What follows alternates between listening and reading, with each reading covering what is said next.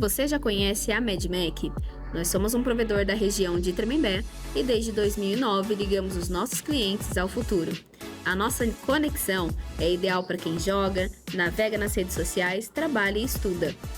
Os nossos planos vão de 80 MB até 1 GB de velocidade, além do nosso serviço de telefonia, com ligações ilimitadas para todo o Brasil. E para conhecer o que há de melhor de internet, ligue para a nossa empresa. O telefone é o 12 3672 2956 ou, se preferir, mande um oi no WhatsApp 12 99601 1340.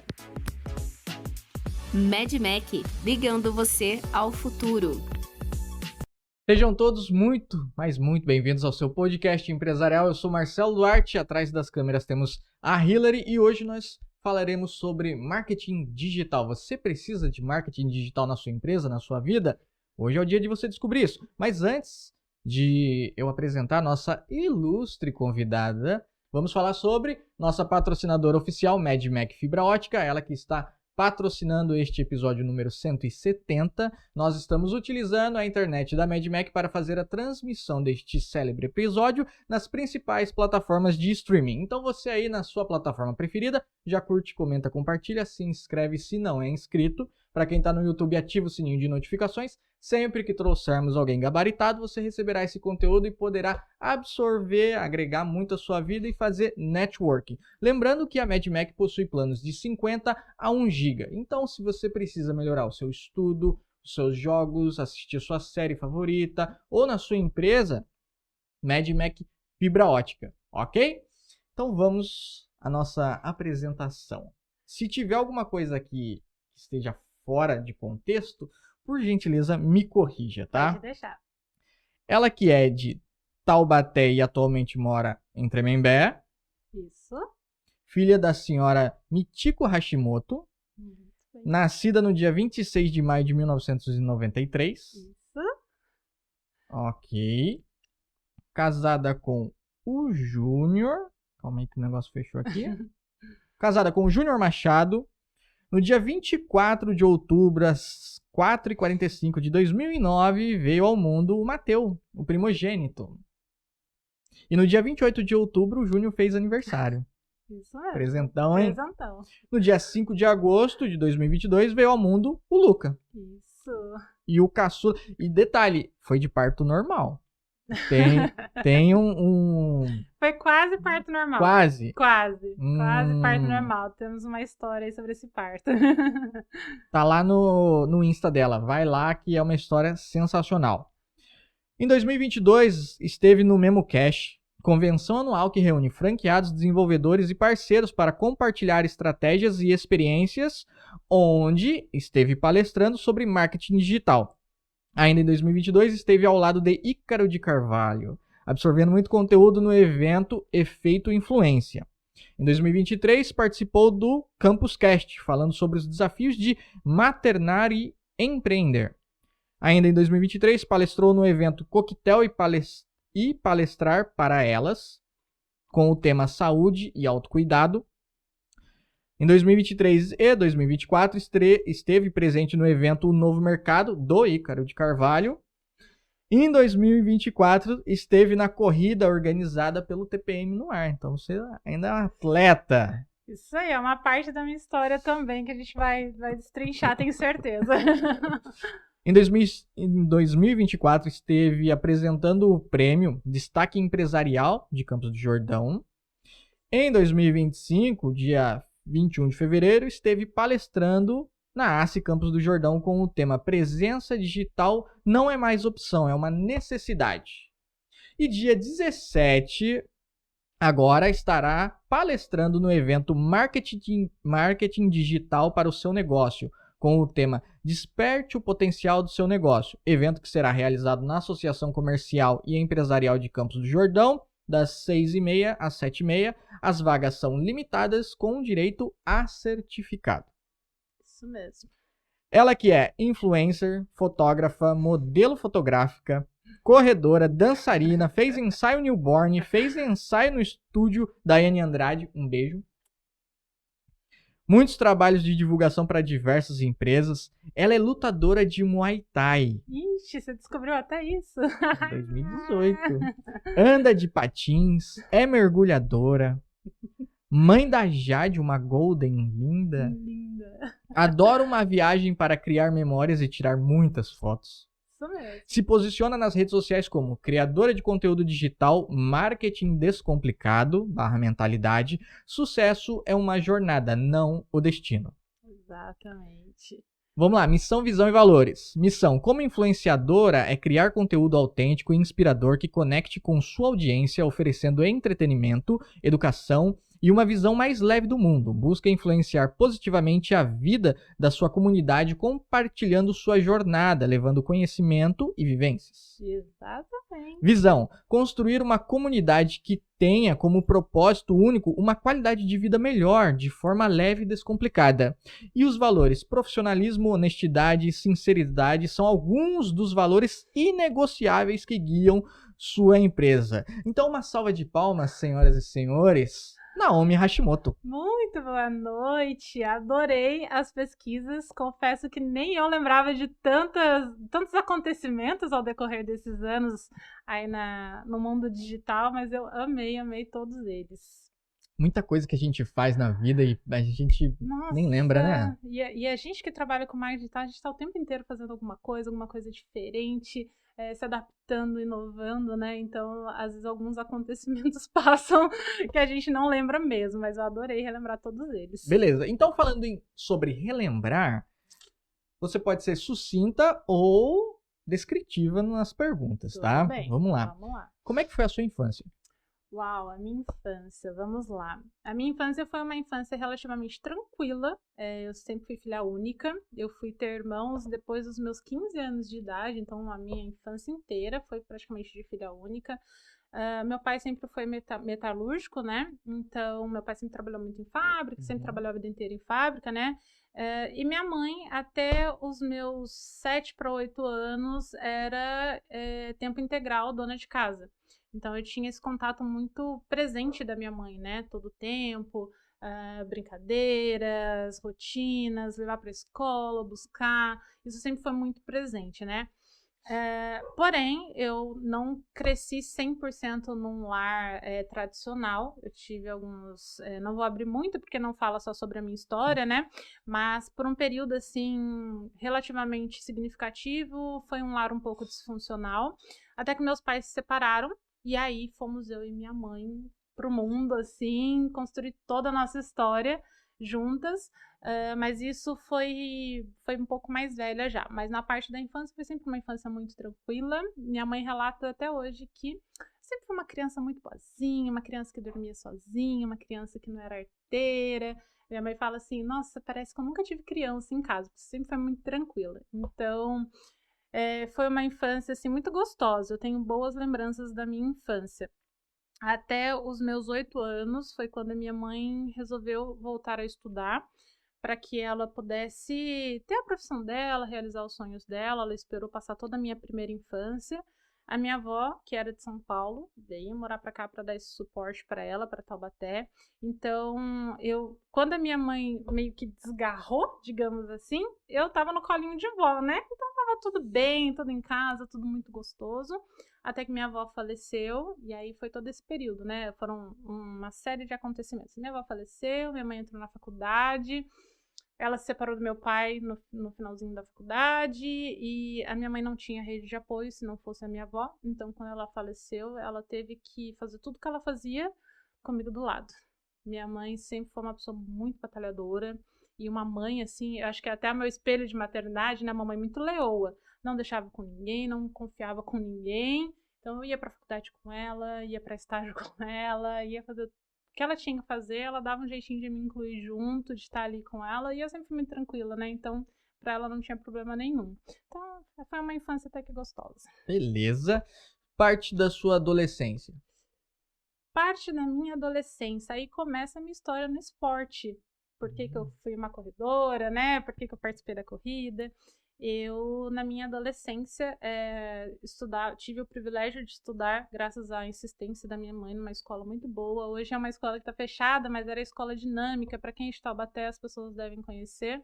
Era uma escola muito rígida, com ensinamentos muito fortes, né? E uma filosofia também muito forte dentro da escola. Então, sou muito grata à minha mãe por ter insistido, assim, com a questão ao ensino. Foi uma parte, assim, muito importante da minha vida. E, mediante a isso, a minha mãe estava na época da faculdade, na época, né, de fazer estágio, de precisar trabalhar, que foi esse comecinho ali da adolescência. E a minha mãe já fazia educação física nessa época, né? Então, a minha mãe falou, esporte. Não vai ficar com tempo ocioso, não só por questão de saúde, mas principalmente, assim, pra não ficar, né? Más companhias, adolescência, ocupar a cabeça. E aí, eu já nadava, já sabia nadar. Minha mãe sempre me ensinou que nadar era uma questão de sobrevivência, né? Então, eu tinha que saber e eu aprendi a nadar com 8 para 9 anos. Quando entrou essa fase da adolescência, eu comecei a treinar natação. E, por um período, eu nadei pelo Taubaté.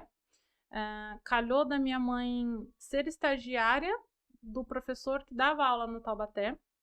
Ele tinha uma academia em Tremembé. Minha mãe fez esse link. Ele falou, olha, já que ela nada, vou levar ela para nadar no Taubaté. E aí, ali, eu tive uma adolescência de atleta. Eu saía da escola de manhã, nadava umas 2, 3 horas seguidas, saía de lá, ia para Tremembé encontrar minha mãe, que foi o comecinho da nossa história, né, mudando de cidade. E aí, chegava na academia, fazia minha alimentação. Minha mãe, sem tempo ocioso. O que você vai fazer? Vai nadar de novo? Vai pra academia? Vai correr? Vai fazer musculação? O que você vai fazer? E aí ia eu fazer algum outro tipo de esporte, muitas vezes até voltava para a piscina de novo. Aí eu fazia mais 1, 2 aulas de natação, e aí eu podia ter um tempinho de descanso ali, né, finzinho da noite. Mas a minha adolescência foi praticamente voltada dentro da piscina, nadando, participando de pequenas competições, até que chegou uma fase com os meus 17, que eu fui convidada para ir para os Estados Unidos nadar, lá fora, fazer um intercâmbio como atleta, né, que é muito comum. E aí, nessa época, meu pai não assinou para eu poder ir. Meu pai metalúrgico, vai que prende o passaporte, vai que não sei o que, né? E na época, a minha mãe tinha um contato com um amigo de o pai de uma amiguinha minha muito próximo nosso, era uma das minhas melhores amigas da adolescência, ele era delegado, e ela perguntou quais eram as possibilidades, ele não, faz assim, faz assado, faz tudo bonitinho, manda essa menina, se ela tá tendo a oportunidade, manda. E aí meu pai não autorizou. Como ele não autorizou, eu tinha 17 anos, eu não podia ir, né? Precisava da autorização dos dois. E foi aí que eu continuei na natação, mas aí eu parei de ver a natação como um esporte competitivo. Para mim era um esporte de um hobby, né? Um hobby que eu levava muito a sério. Então, ali entre 17 e 18 anos, eu ainda me mantive na natação, mas fui diminuindo e fazia só por gosto mesmo. Entendi. Vamos fazer só um parênteses aqui, para você mandar aquele beijo que você e tem alguém esperando um beijo. Meu amor, um beijo pra você, mamá, um beijo pra você, Luquinha. Eles estão indo dormir agora. Uma boa noite pra vocês. Sonhem com os anjinhos. Daqui a pouco a mamãe chega em casa. Beleza, recado dado. Recado dado. Tranquilo. Agora vamos continuar. Ok, já começo a entender um pouco mais do seu mindset. Isso. Você ter rotinas, regras, saber se posicionar, saber enfrentar desafios. Exatamente. Certo? Exatamente. Beleza. Então, tá. Essa foi a parte da sua adolescência, Isso. né? Faculdade, como é que foi? Faculdade, foram muitas nuances de faculdade. Por quê? Eu acho que eu já posso contar, né? Eu tenho TDAH. Eu descobri na época da escola o TDAH. Mas até então, minha mãe nunca se aprofundou muito o que era o TDAH. Na época, não se falava muito sobre isso e a gente descobriu o TDAH porque eu não consegui ir bem na escola. Era uma escola com ensino bem avançado, bem puxado. Mas assim, eu nunca fui uma aluna problema. Eu nunca fui uma aluna de ficar fazendo bagunça, faltando em aula, nem nada. Eu sempre estava presente, sempre estava quieta, sempre estava prestando atenção. mas nunca tirava nota o suficiente. Acordava às vezes 4, 5 horas da manhã para estudar para uma prova e sempre aluna mediana ali, e dependendo da matéria que eu não gostava, hoje eu entendo que quando a gente não gosta, o TDAH ele desfoca completamente e é até muito mal. E aí a minha mãe descobriu o TDAH e aí volta para a parte da faculdade. Fui sempre pro esporte. Então, hoje eu descobri que o esporte foi o que me regrou a vida inteira para que eu não sentisse os sintomas do TDAH 100% na minha rotina. Porque eu tinha horário para dormir, eu tinha horário para levantar, eu tinha picos de hormônios do bem-estar o tempo inteiro, porque estava o tempo inteiro treinando, tinha uma alimentação muito boa. Então, assim, não tinha por onde o TDAH, né, pesar muito na minha vida. Quando eu fui para a faculdade, eu comecei a sentir essas nuances sem entender que era TDAH. Hoje eu conto isso para você porque eu entendo a minha história, mas naquela época, para mim, era uma coisa muito normal. Então, eu comecei fazendo publicidade por conta da fotografia. Então, saí do colégio, fui fazer publicidade. Chegou no segundo ano de publicidade, eu falei assim, não é isso que eu quero. Nesta época, minha mãe já tinha uma academia. E eu falei, gente, eu fico com a minha mãe o tempo inteiro dentro da academia. Sou nadadora, nessa época eu ainda nadava. Não faz sentido fazer publicidade, por mais que eu ame aquilo que eu estou fazendo. Trabalhei um tempo como fotógrafa, me formei, fiz curso, mas falei, não. E aí eu falei, também não quero ser professora de educação física. Fui para nutrição. Gostava muito de me alimentar bem, já estava na área, né, da natação. Falei, vou fazer nutrição. Fiz 1 ano e meio... Não, fiz 1 ano inteiro, no comecinho do segundo ano, entrou as matérias que eu tinha muita dificuldade, que eram matérias relacionadas a exatas. Eu era péssima, sempre fui péssima, não gostava de estudar. E aí eu falei assim, gente, esse negócio não é pra mim também. Falei, vou parar. Vou fazer publicidade. Voltei pra publicidade, falei, não, vou me formar em publicidade, melhor. Fiz mais 1 ano de publicidade.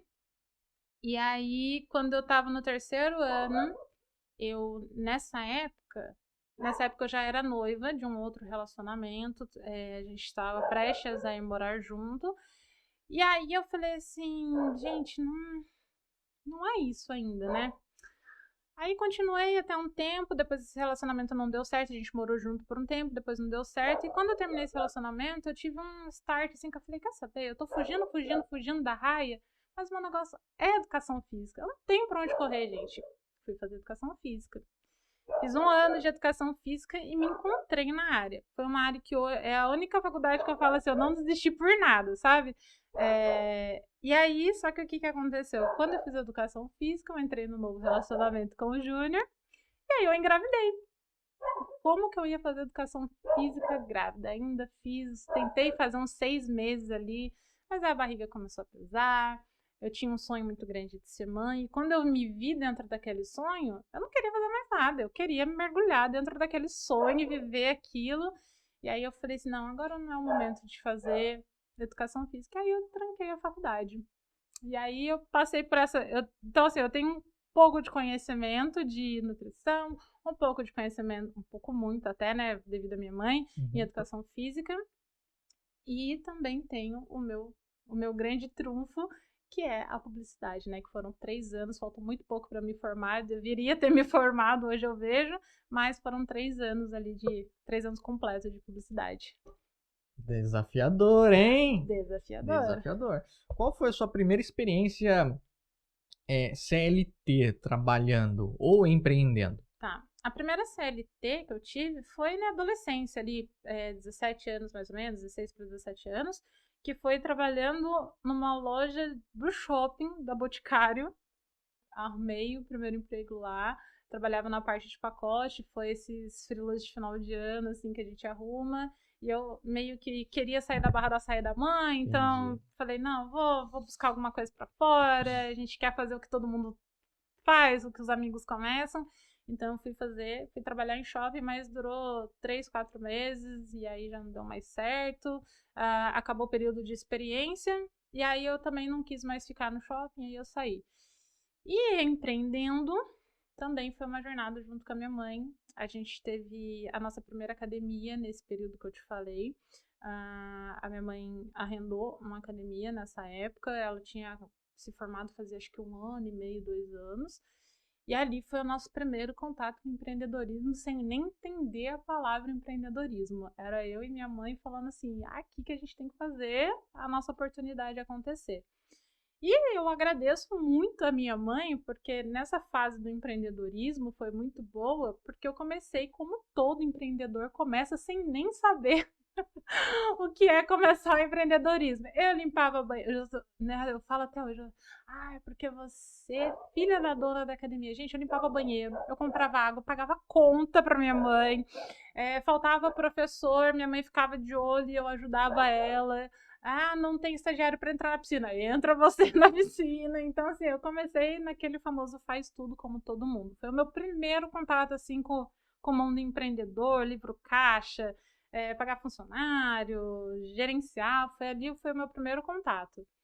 Já começou bem, Comecei bem. Você executar todas as tarefas e você ter uma nuance de cada aspecto, tá muito à frente de muita gente que começa. Sim, é por isso que eu falo, foi muito importante. Hoje eu vejo que foi um processo assim, importantíssimo, porque você começar do zero, você entende tudo, como tudo funciona, e isso me ajuda até hoje. Tudo que eu vou fazer, eu faço, não, eu tenho que começar do zero para entender todo o processo, para poder passar por aquilo. Por mais que às vezes seja bem rapidinho, eu tento fazer esse processo longo, que eu sei quão importante é. Depois que você saiu da academia, certo? Certo. O que você foi fazer? Eu fui ser mãe, né? Foi exatamente nessa época que eu fui ser mãe. E eu sempre tive em mim esse gosto pelo digital, né, pela publicidade, isso nunca morreu, pela fotografia. E nessa época eu tinha como é que fala, né, eu era fã, me fugiu a palavra, mas eu era muito fã da Flávia Kalina, não sei se todos conhecem. Flávia Kalina é o maior canal de educação infantil e de maternidade que tem hoje. E eu adorava, assim, maratonava os vídeos dela. Ela é pedagoga, a Flávia Kalina. Então, assim, ela também passou por todo um processo, toda uma história de maternidade, de engravidar. E quando eu fui mãe, eu falei assim, nossa, eu acho que aqui é a minha oportunidade, porque eu vou ser mãe, eu posso aplicar tudo que eu sempre assisti, eu posso aplicar isso tudo dentro do digital, fazer aquilo que eu amo.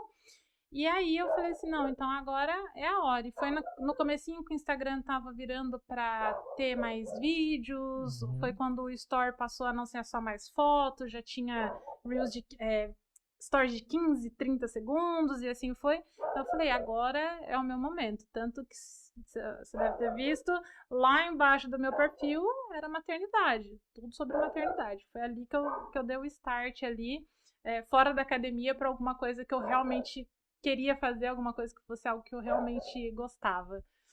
E como foi pra você o começar a fazer? Porque você ter a ideia de fazer é uma coisa. Agora, você colocar o celular ali na tua frente e começar a falar e ficar pensando, o que eu vou falar? Será que tá certo? Será que o que vão achar do que eu tô fazendo? Como é que foi pra você isso? Foi desafiador, porque eu comecei expondo justamente uma coisa que é muito delicada para a mulher, a maternidade. É o momento que você está mais vulnerável na sua vida, gravidez, puerpério, maternidade. E quando eu comecei a falar sobre maternidade, eu tinha muita propriedade teórica do que eu estava falando. Então, colocar em prática, como seria tudo aquilo, né? E eu comecei, gente, como todo mundo, liga a câmera e faz. Na época, eu tinha uma noção de fotografia, de filmagem, mas básica, como todo mundo, e não era o que é hoje, né, gente? Era muito mais simples, com muito menos qualidade. E aí eu comecei como todo mundo, ligava a câmera, gaguejava para falar story, apagava story, fazia conteúdo deletável porque achava que não postava e não ficou bom, vou apagar. E assim eu fui, esse comecinho assim, e né, de novo, tinha muito medo do julgamento, né, porque a gente é mãe, a gente tá sucinto a julgamentos o tempo inteiro, né, mas graças a Deus, até que nesse período, foi um período muito tranquilo, assim, dentro da internet. Muitas mães, elas têm o receio de empreender por conta da maternidade, né? Como foi conciliar a criação dos seus filhos e o crescimento da sua marca pessoal? Foi um processo que eu falo assim, que não foi fácil. As pessoas... às vezes eu tomo muito cuidado com essa linha do romantizar a maternidade, porque inconscientemente, na época que eu ainda não tinha tanta autoridade do que era a internet, de como funcionava, eu romantizava muito a maternidade. Só que o romantizar a maternidade não significa que ela é simples, não significa que ela é fácil. E esse período empreendedor foi exatamente a mesma coisa. Não foi simples, não foi fácil. Era eu amamentava livre demanda, então assim, acordava de madrugada, depois no outro dia tinha que acordar cedo, tinha que produzir conteúdo. Nessa época, eu ainda não fazia o tratamento para o TDAH, então assim, cansaço, sono, TDAH, era muito desafiador para mim, era uma bagunça mental o tempo inteiro, né? E principalmente o sono atrapalhava muito essa privação do sono, né?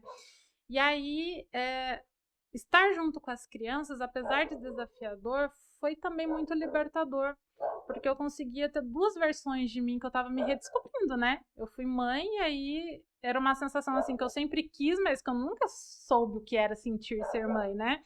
Então, quando eu fiz essa junção das duas coisas, foi libertador, porque eu tava me redescobrindo como mulher, profissional, pessoa, seguindo uma área que eu realmente gostava, e ali estava junto com a minha maternidade, sendo a mãe leoa que eu sempre gostei, pondo meus pintinhos embaixo da asa e fazendo a minha marca acontecer. Como todas as mães, trabalhava na hora que a criança dormia, trabalhava quando tinha rede de apoio, pedia ajuda para a avó, para o pai, quando não tinha ajuda de ninguém, aproveitava que eles estavam juntos. Como no começo foi sobre maternidade, até foi um pouco mais leve trabalhar essa questão profissional, porque eles participavam dos conteúdos, né? Então foi um pouco mais simples. Ficou um pouquinho mais complicado quando eu deixei um pouquinho a maternidade de lado para virar a chave do conteúdo. Aí ficou um pouquinho mais difícil, mas foi muito gostoso também. Tá. E por que virar a chave do conteúdo? Quando eu fui mãe, eu descobri uma versão da maternidade, uma versão do ser mãe que eu não conhecia, que era a questão da mulher mãe, né? Eu sempre estudei sobre amamentação, sobre puerpério, sobre o amor maternal, sobre tudo isso, mas quando a gente vira mãe, a gente esquece da gente. E a gente esquece da gente assim, inconscientemente, muito rápido. E aí eu falei assim, gente, existe como é que fala? Existe um pedacinho da gente aqui que precisa ser lembrado. Se eu não tomar um banho para me arrumar, eu não vou conseguir cuidar bem do meu filho. Se eu não dormir, eu não consigo amamentar. Se eu não cuidar da minha casa, tudo vira do avesso junto. Eu preciso estar bem para cuidar dos meus filhos. E isso era Antes, quando eu falava sobre... Quando eu virei essa chave, o meu lema era: cuide de você para você cuidar ainda melhor de quem você ama. E isso fez muito sentido para mim. E eu vi que muitas mulheres passavam pelo mesmo problema na maternidade. Então eu comecei a mudar o meu conteúdo justamente para ensinar as mulheres que estava tudo bem você se cuidar, você precisa se cuidar, você precisa de saúde mental, você precisa estar bem com você mesma para você maternar bem, para você empreender bem, para você cuidar do seu casamento, para você cuidar da sua casa, para você se sentir bem com você mesma. Eu tinha um exemplo que eu dava muito, que era sobre a máscara de oxigênio dentro dos aviões. Hoje isso é muito falado, mas na época não se falava muito, né? Da gente colocar a máscara de oxigênio primeiro na gente. E a gente que é mãe, a gente esquece de fazer isso. A gente quer cuidar do filho, quer cuidar do marido, quer cuidar da casa, e vai falando assim, depois eu, depois eu, depois eu. Só que a hora que você cai, todos esses pratinhos caem junto. Então, falava, gente, não pode, né? E foi onde eu virei essa chave de conteúdo. Quando eu fui mãe do segundo, isso virou ainda mais, porque eu vi o quanto isso era realmente muito importante. E aí, no meu segundo filho, eu mudei para os 3 pilares, que era saúde física, mental e espiritual. Eu falo que elas têm que andar junto. E o empreendedorismo veio junto com isso, porque eu comecei a empreender, né, com o meu digital ali nessa época, com outras empresas. E eu vi que realmente, se essas 3 coisas não tivessem juntas, eu não conseguia performar bem em nenhuma outra área da minha vida, principalmente na profissional. Então foi nesse período que eu dei essa primeira virada de chave. Tá.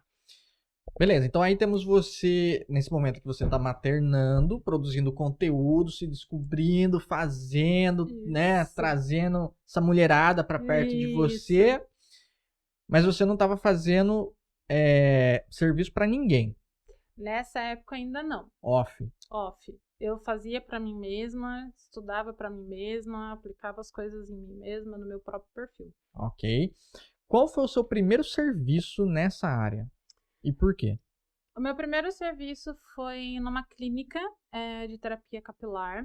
Foi ali a minha primeira empresa assim mais renomada que eu trabalhei. Aqui no Vale era uma empresa de bastante autoridade. Foi até lá, através deles, que eu conheci o estúdio da Yane Andrade. E aí eu comecei a trabalhar com eles porque os valores deles batiam muito com aquilo que eu pregava. Um momento de autocuidado, tinha, como eles falavam, né, era uma clínica capilar, a questão do puerpério ainda amamentava, então o cabelo cai, a gente tem problemas hormonais nessa época, né, as mudanças hormonais. E ali eu fiz o meu primeiro contato com eles e foi a primeira empresa que eu virei a chave. E olha só que legal, nessa fase eu trabalhava como todo mundo com o que eu tinha, do jeito que dava, com os materiais que eu tinha. E nessa época eu tinha um Android, na época um celular Android. E eu tava super feliz com ele, falei, não, enquanto eu puder eu vou ficar com ele. E quando eu virei a chave para essa empresa, foi a primeira vez que meu marido olhou para mim e falou assim: acho que agora tá na hora da gente dar um upgrade aí para você apresentar um trabalho, né, melhor. E aí foi a primeira vez na minha vida que eu tive um iPhone. Foi a primeira virada de chave, assim, de qualidade de conteúdo. Interessante. E já foi para uma boa virada de chave, né? Foi. Já migrar para um iPhone. Porque você começa a ter aquilo como material, matéria-prima, né? Exatamente. E querendo ou não, o mundo digital, ele te julga muito pelo como você trabalha, o que você tem. É lógico que isso não, eu falo muito que isso não define o seu começo. Mas quando você quer alcançar você quer subir a sua própria régua, você tem esse julgamento, você tem isso daí, né? Então, quando eu comecei a trabalhar com isso, eu falei assim, eu preciso ser vista agora, oficialmente, como uma influencer digital ali que trabalha com marcas. Então, esse foi também uma das decisões, assim, dessa troca, desse upgrade. Também é interessante o mindset que você tem, porque você poderia ficar, não, tá bom do jeito que tá. Pra que eu vou querer, pra que gastar dinheiro comprando um iPhone? Pra que isso? Sim. Né? Mas quando nós, né, temos esse desejo de entregar algo melhor, de proporcionar algo que a outra parte, ela olha assim e fala, era isso que eu tava querendo. Ou então, meu Deus, você entregou muito mais do que eu tava esperando. Ou é isso que sei lá, dá tesão pra você continuar a melhorar cada vez mais. Eu sempre tive essa visão. O mundo do empreendedorismo te vê muito pelo que você entrega. E um dos grandes diferenciais nesse começo, né, quando eu comecei a trabalhar com essa marca, foi o que fez deslanchar o restante, foi porque eu nunca tive problema em entregar o a mais. Isso sempre foi uma cultura minha, entregar a mais. Mas eu combinei 2 stories. Tudo bem, mas se eu posso fazer 3, 4, por que não fazer? Mas eu não tinha combinado um Reels com você, mas o material já tá no meu celular, por que não entregar? É lógico que a gente tem que ter um discernimento, né? Senão também a coisa começa a sair do controle, né? As pessoas te contratam só para ter o a mais.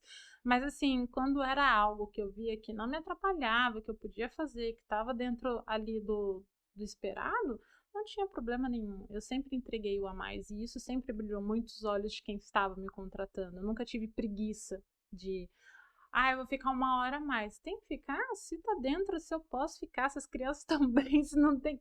Super tranquilo, vamos fazer, desde que saia bem feito, bem entregue, tudo bonitinho.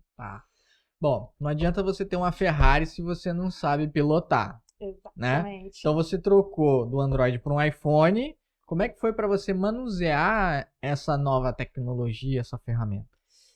Gente, a aprendendo na raça. Nessa época, eu troquei de celular e eu não tinha como fazer um curso de edição, de nada, mas eu tinha a base em fotografia. Então eu falei assim, bom, vamos lá.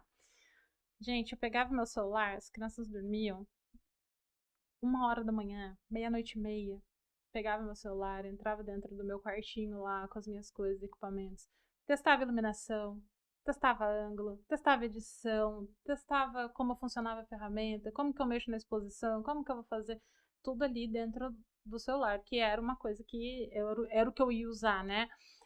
Ia gravar as publis nos lugares, e nessa época eu tinha só essa clínica, fazia, ao invés de eu ir lá e gravar 3 vídeos, eu gravava 15 vídeos, porque eu falava assim, não, aqui eu vou testar um ângulo, mas se não der certo, o arroz com feijão tá garantido aqui, mas eu vou testar, eu vou fazer, e fui aprendendo assim, no teste na raça.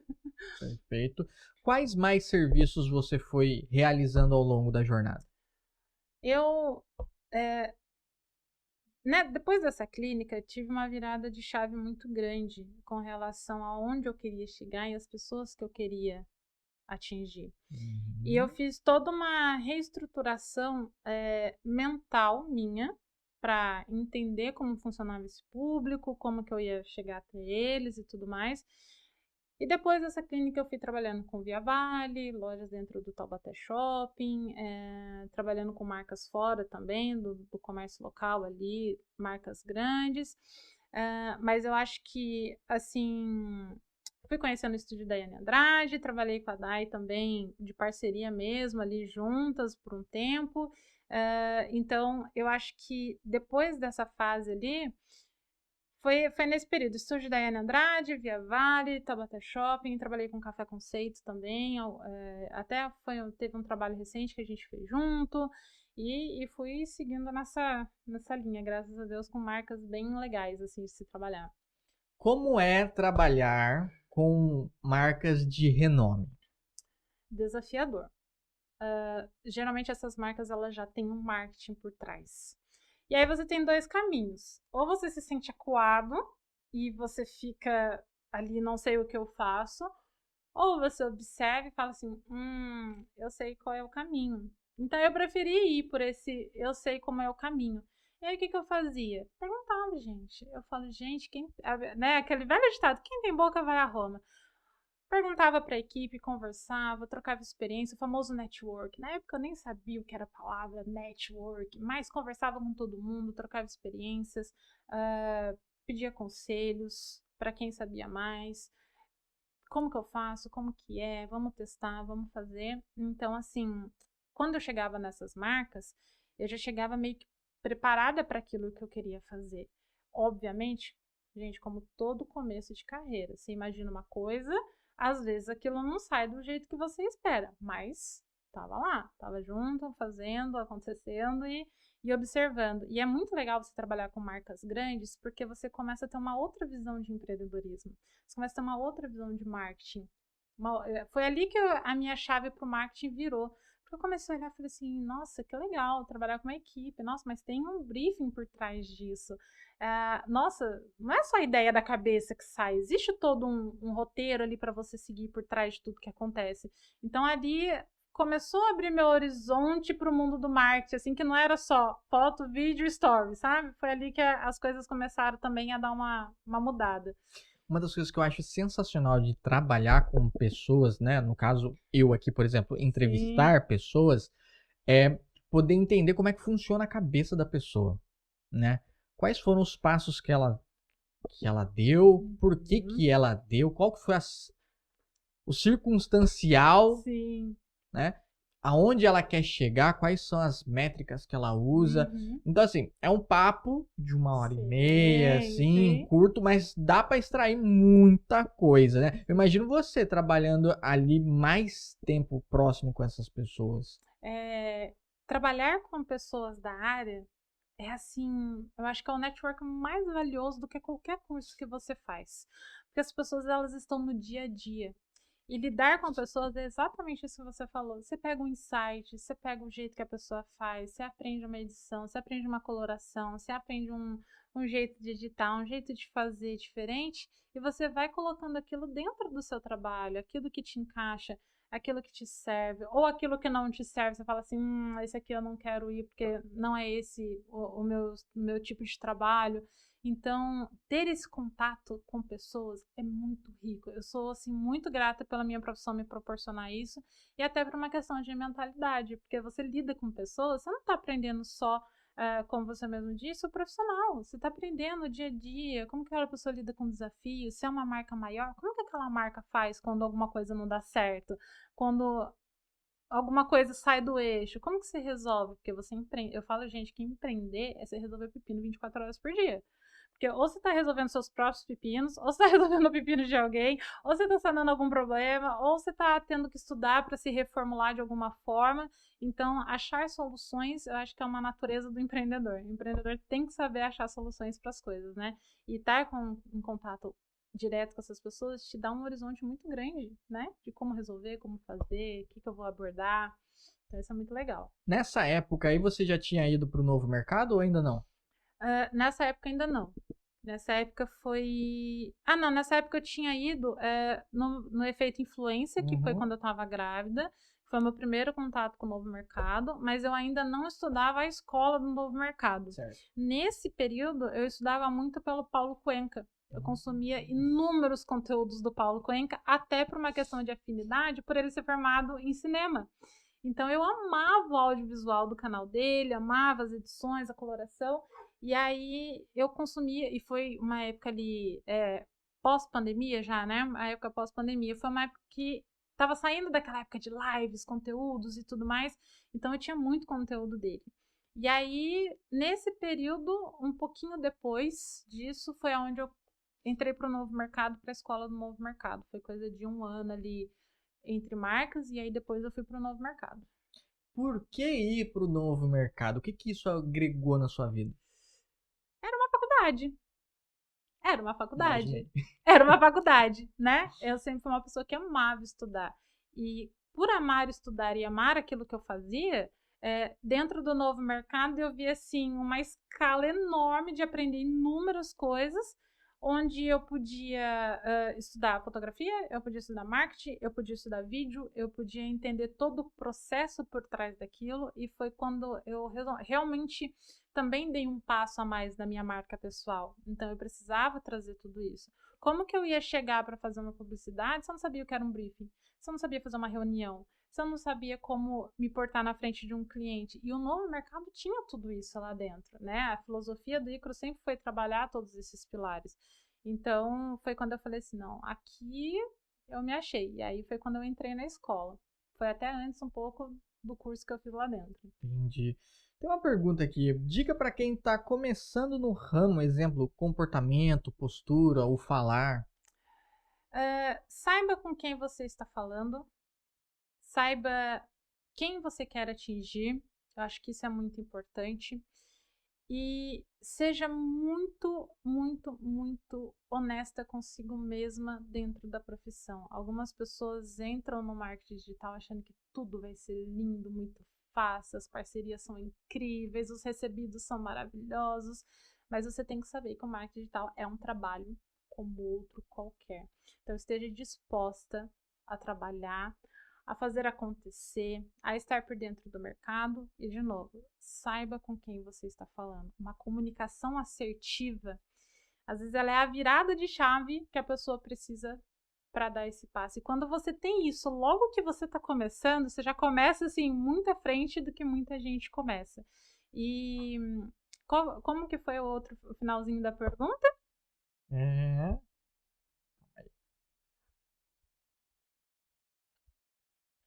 Comportamento, postura e o falar. Comportamento e postura.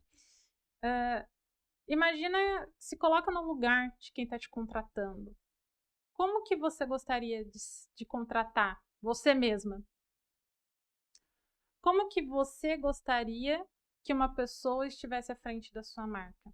A partir daí, você começa a ter um norte de como se portar, como trabalhar a sua imagem pessoal. Eu acho que isso é muito importante. Então, você se compraria? Exatamente. Você se compraria ou você... Eu Exatamente. confesso que no começo eu não me compraria, não. Eu. Nossa, mas dava uma vergonha. Sabe aquela vergonha alheia, assim, que eu olhava assim e falava, tá ruim. Exato. Mas vai melhorar. Mas vai melhorar. Vai melhorar. Isso Isso aí. daí, tem que ter isso em mente. Vai fazer o primeiro, vai sair ruim, Exato. né? Se sair perfeito demais, tem alguma coisa errada. Começou Exato. tarde. Exatamente. Respira fundo e continua. Eu falo que é o lema da Dory. Continue a rodar. Não para. Ok. Então você foi construindo o seu perfil, certo? Quando que você começou a se identificar como uma influencer? Eu acho que a partir da virada de chave, quando eu comecei a trabalhar com marcas maiores aqui do Vale, né? Que foi justamente Café Conceito, Via Vale, algumas outras marcas dentro do Taubaté Shopping, que eram lojas segmentadas ali dentro. Mas eu acho que nessa época eu falei assim, eu sou influenciadora. E eu entendi também nessa época que se eu não desse essa virada de chave, eu não ia me ver como uma profissional e eu não ia progredir o meu conteúdo. Então eu falei assim, não, eu sou uma influenciadora digital e eu tinha uma visão de onde eu queria chegar, quem eu queria atingir. Eu falei, se eu não virar essa chave, eu vou sempre ficar nessa brincadeira do eu faço um conteúdo, eu faço uma coisinha ou outra. Então, assim, nesse período também foi essa virada de chave. Mas demorou muito tempo para eu tirar da minha boca o que você faz. Eu sou influenciadora digital. Ah, o que você faz? Ah, eu trabalho com internet. Eu tinha aquela vergonhazinha do.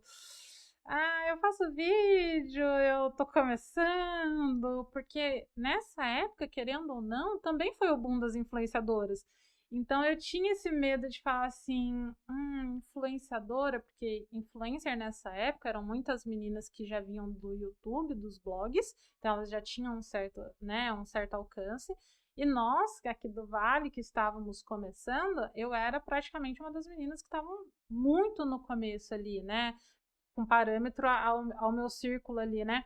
Então eu ficava meio com vergonha, assim, e as pessoas ainda tinham muito preconceito de quem era influencer. Você é influencer, blogger, você é blogueirinha, né? Então demorou um tempo aí, mas foi nessa transição aí que eu me sentia influencer. Tá. Vamos lá, vamos colocar todo mundo na mesma régua agora. Ai, certo? ai. Para quem não entende o que é um influencer, Tá. o que é? O influencer, ele é uma pessoa que trabalha, né, que tem tá dentro do mercado digital e que ele tem uma comunidade formada.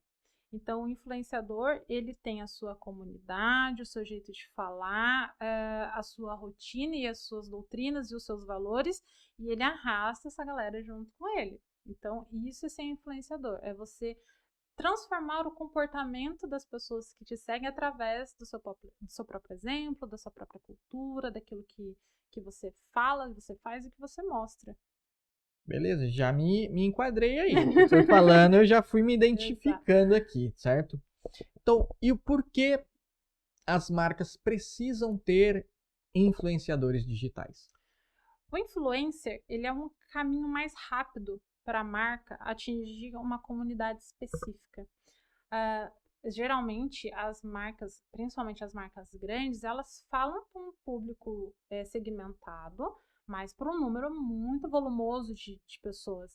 E os influenciadores segmentam esses públicos. Então, por exemplo, assim, por mais que tenham muitos seguidores grandes, vamos colocar aí, pode falar nomes? Claro. Vamos colocar uma Boca Rosa, uma Virgínia Fonseca, que são as meninas, né, as maiores, assim, dentro da internet.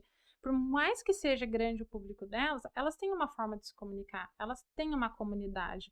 O público, elas entendem o comportamento específico daquele público delas. Então, a marca entrar em contato com ela é muito mais fácil, você concorda comigo, do que ele mover todo um time de marketing, fazer toda uma estratégia, mudar toda a comunicação do público dele para atingir o público da Boca Rosa. Então, ele fala, e claro que todo influenciador, por mais que a gente tenha ali, né, os hypes da internet, tem a sua forma de expor, de comunicar, de falar, de mostrar o conteúdo. Então, acaba sendo um conteúdo ali exclusivo, né, para dentro da marca, um conteúdo diferenciado para dentro da marca, sem a marca precisar mover toda uma montanha, toda uma estratégia para produzir aquele mesmo tipo de conteúdo. Ok, então você empresário e empreendedor aí que quiser contratar um digital influencer, tenha em mente que você irá, entre aspas, economizar, Sim, né? é uma escolha inteligente. Exatamente, para atingir o público que você quer. Exato, exatamente. Tá. Então, beleza, temos você aí agora se identificando e tendo essa dificuldade em falar. Vamos lá. Externalizar o que você é e pegar, não, é isso que eu faço. É lá, vamos lá. Como é que você mudou essa chavinha? A partir do momento que eu sabia onde eu queria chegar. Foi ali que eu falei assim, ou eu mudo, ou eu não vou evoluir no meu trabalho, não vou atingir as pessoas que eu quero. Então eu precisava me intitular, querendo ou não. As pessoas precisavam me conhecer. Quem é a Naomi? A Naomi é mãe só? Ela é esposa só? Ela produz um conteúdo? Não, a Naomi é mãe, empreendedora, influenciadora. Então eu precisava me impor como uma empresa. Senão as pessoas não iam me olhar com a autoridade que eu queria que elas me olhassem, né? Uhum, entendi. E agora, atualmente, você está fazendo uma transição. De novo. né? De Mais novo. um ponto de inflexão. Isso. Qual é agora? Bom, a gente estava conversando, né, antes de começar o podcast, que recentemente eu mudei o meu perfil para falar realmente sobre o marketing digital. E foi uma mudança muito tranquila, digamos assim, porque eu respeitei muito esse processo pessoal. Eu não tinha como fazer essa mudança antes sem estar preparada emocionalmente e psicologicamente para essa mudança, né? Querendo ou não, se a gente for olhar abruptamente, é como se fosse uma transição de carreira, né? Você começa de um jeito, aí você faz uma pós-graduação, aí você pega um outro cargo e assim você vai. E eu fiz esse caminho. Então hoje eu estou fazendo essa transição para dentro do marketing digital, para a gente começar a trabalhar os conteúdos que realmente são a minha expertise e que quase ninguém sabe, não sabia até pouco tempo atrás. Ok, como que foi para sua base receber essa notícia? Foi surpreendentemente positivo. Foi muito gostoso. Eu achei que, assim, como toda transição de conteúdo, das influências e tudo mais, eu achei que, assim, eu já estava preparada. Eu falei assim, nossa, minha audiência vai cair, o público vai mudar, as pessoas vão parar de seguir, a minha comunidade mesmo ali, né, que eu te falei, a comunidade engajada, acho que não vai gostar muito. E foi totalmente ao contrário. Parece que todo mundo estava esperando que finalmente eu fosse mudar o meu perfil. E eu tive o apoio, assim, quase que 100% das pessoas que me seguiam. Até porque eu sempre mostrei muito esse lado empreendedor, não voltado para o conteúdo do marketing digital. Mas, querendo ou não, é uma nova forma de empreender. São novos desafios, novos conteúdos, novas coisas que vão vir, né? Então, assim, ainda assim, essa comunidade continua acompanhando e trouxe feedbacks assim positivos muito legais que eu não esperava de verdade. Foi muito gostoso, foi muito bom. Entendi. Então agora você é especialista. Agora eu sou especialista. Excelente. Quase uma expert. Muito bom falar com especialista, com quem entende do assunto, né? Então aqui, ó, você fala muito sobre descomplicar o marketing digital, né? Exato. Qual é o maior erro que as pessoas cometem quando tentam vender online? As pessoas tentam vender vendendo online. E quando a gente fala de vender online, a gente está falando de vender sem vender.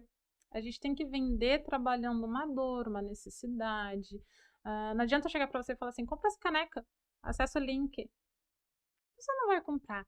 Mas se eu apresentar essa caneca como um momento de bem-estar, que essa caneca é bonita, ela vai transformar a sua manhã mais prazerosa, ela vai deixar o seu café mais quente. Aí você vai olhar e vai falar assim, gostei dessa caneca. Então, você tem que induzir a pessoa a comprar. E hoje em dia, as pessoas às vezes tentam fazer esse marketing massivo do compre, compre, compre, acesse, clique. E por um tempo pode ser até que funcione, mas a longo prazo a audiência cansa muito rápido, né? Entendi. Então, ser algo agressivo funciona até um certo tempo, ou é uma estratégia a ser utilizada em momentos chaves muito ali. Muito específicos. Às vezes no lançamento de um produto, no lançamento de um curso, de uma mentoria, em algo assim, numa esteira bem curta ali de produtos. Quando a gente fala de um produto mais perpétuo dentro do mercado, fica massivo, a pessoa não compra, ela não quer saber. Você pode ver até mesmo dentro da cultura do novo mercado, é assim, vender um curso específico dentro da escola, 48 horas, compre aqui, vai fechar, e fechou, e pronto, acabou. Agora, quando você está falando de assinar a escola, é toda uma estratégia muito diferente, é uma dor totalmente muito diferente de trabalhar com o seu público. É um produto que está na esteira, assim, a longo prazo, ele não vai sair do ar. Então, você tem que trabalhar estratégias diferentes para vender. Tá. Nesse percurso aí, já teve alguma dica que você seguiu e que não deu certo? Alguma dica que eu segui e não deu certo? Poxa vida. Olha, não é que foi uma dica, mas assim, houve uma época onde eu recebi muitos conselhos, digamos assim, que eu precisava ser agressiva, que eu precisava me impor, que eu precisava falar diferente e tudo mais.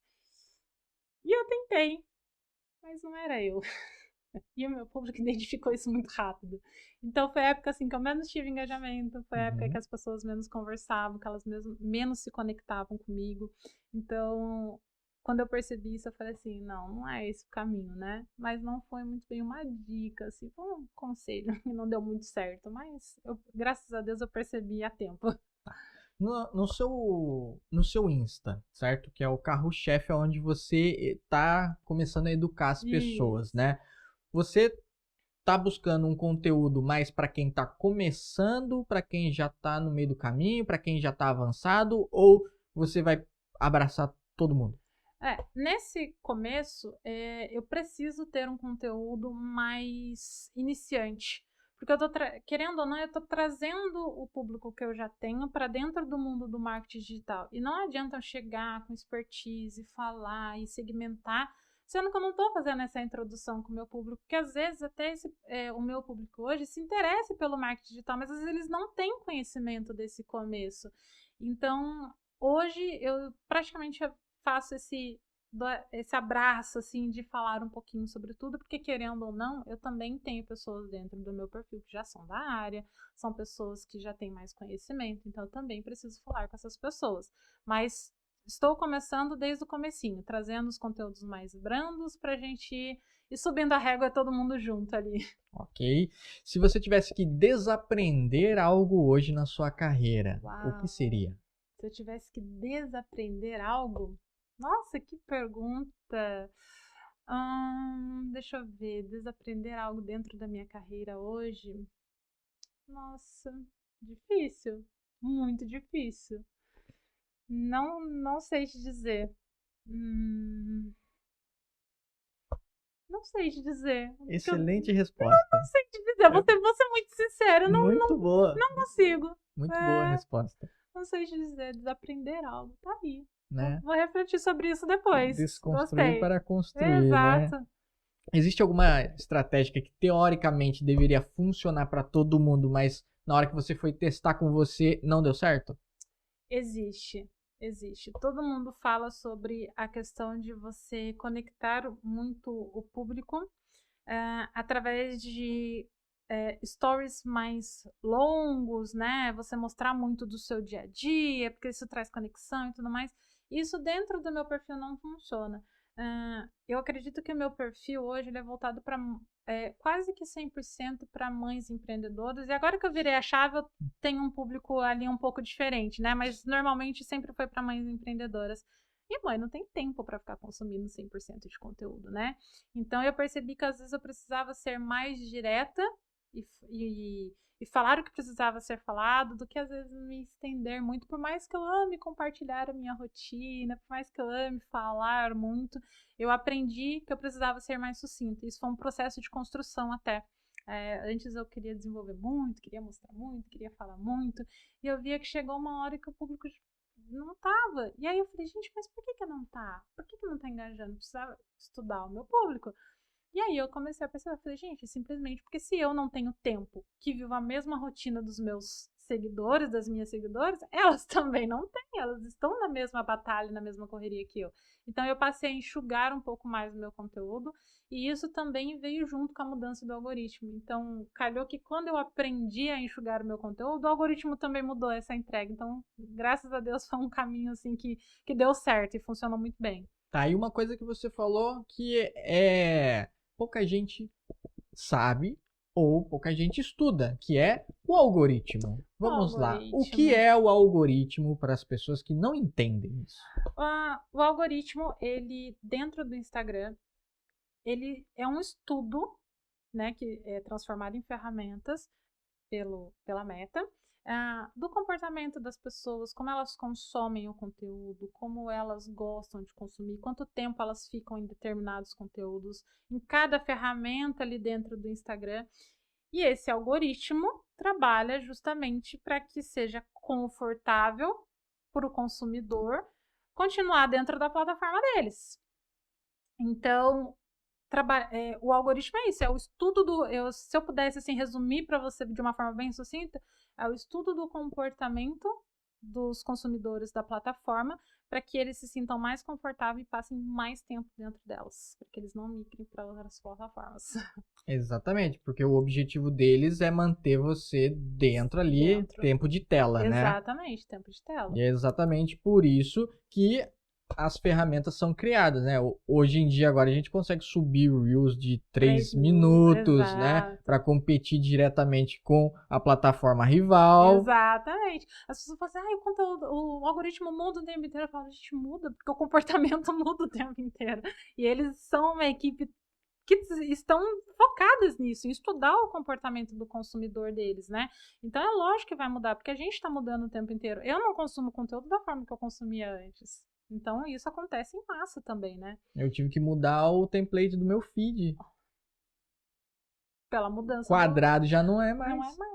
Não é mais. Aí você tinha conteúdos de 15, 30 segundos, hoje você tem de 3 minutos. E aí você não pode ficar nem só nos 30 segundos, nem consumir, nem transformar o seu Instagram no YouTube da vida, porque senão não vai pra frente. Então você tem que estar ali junto com a plataforma e entender que o algoritmo, ele...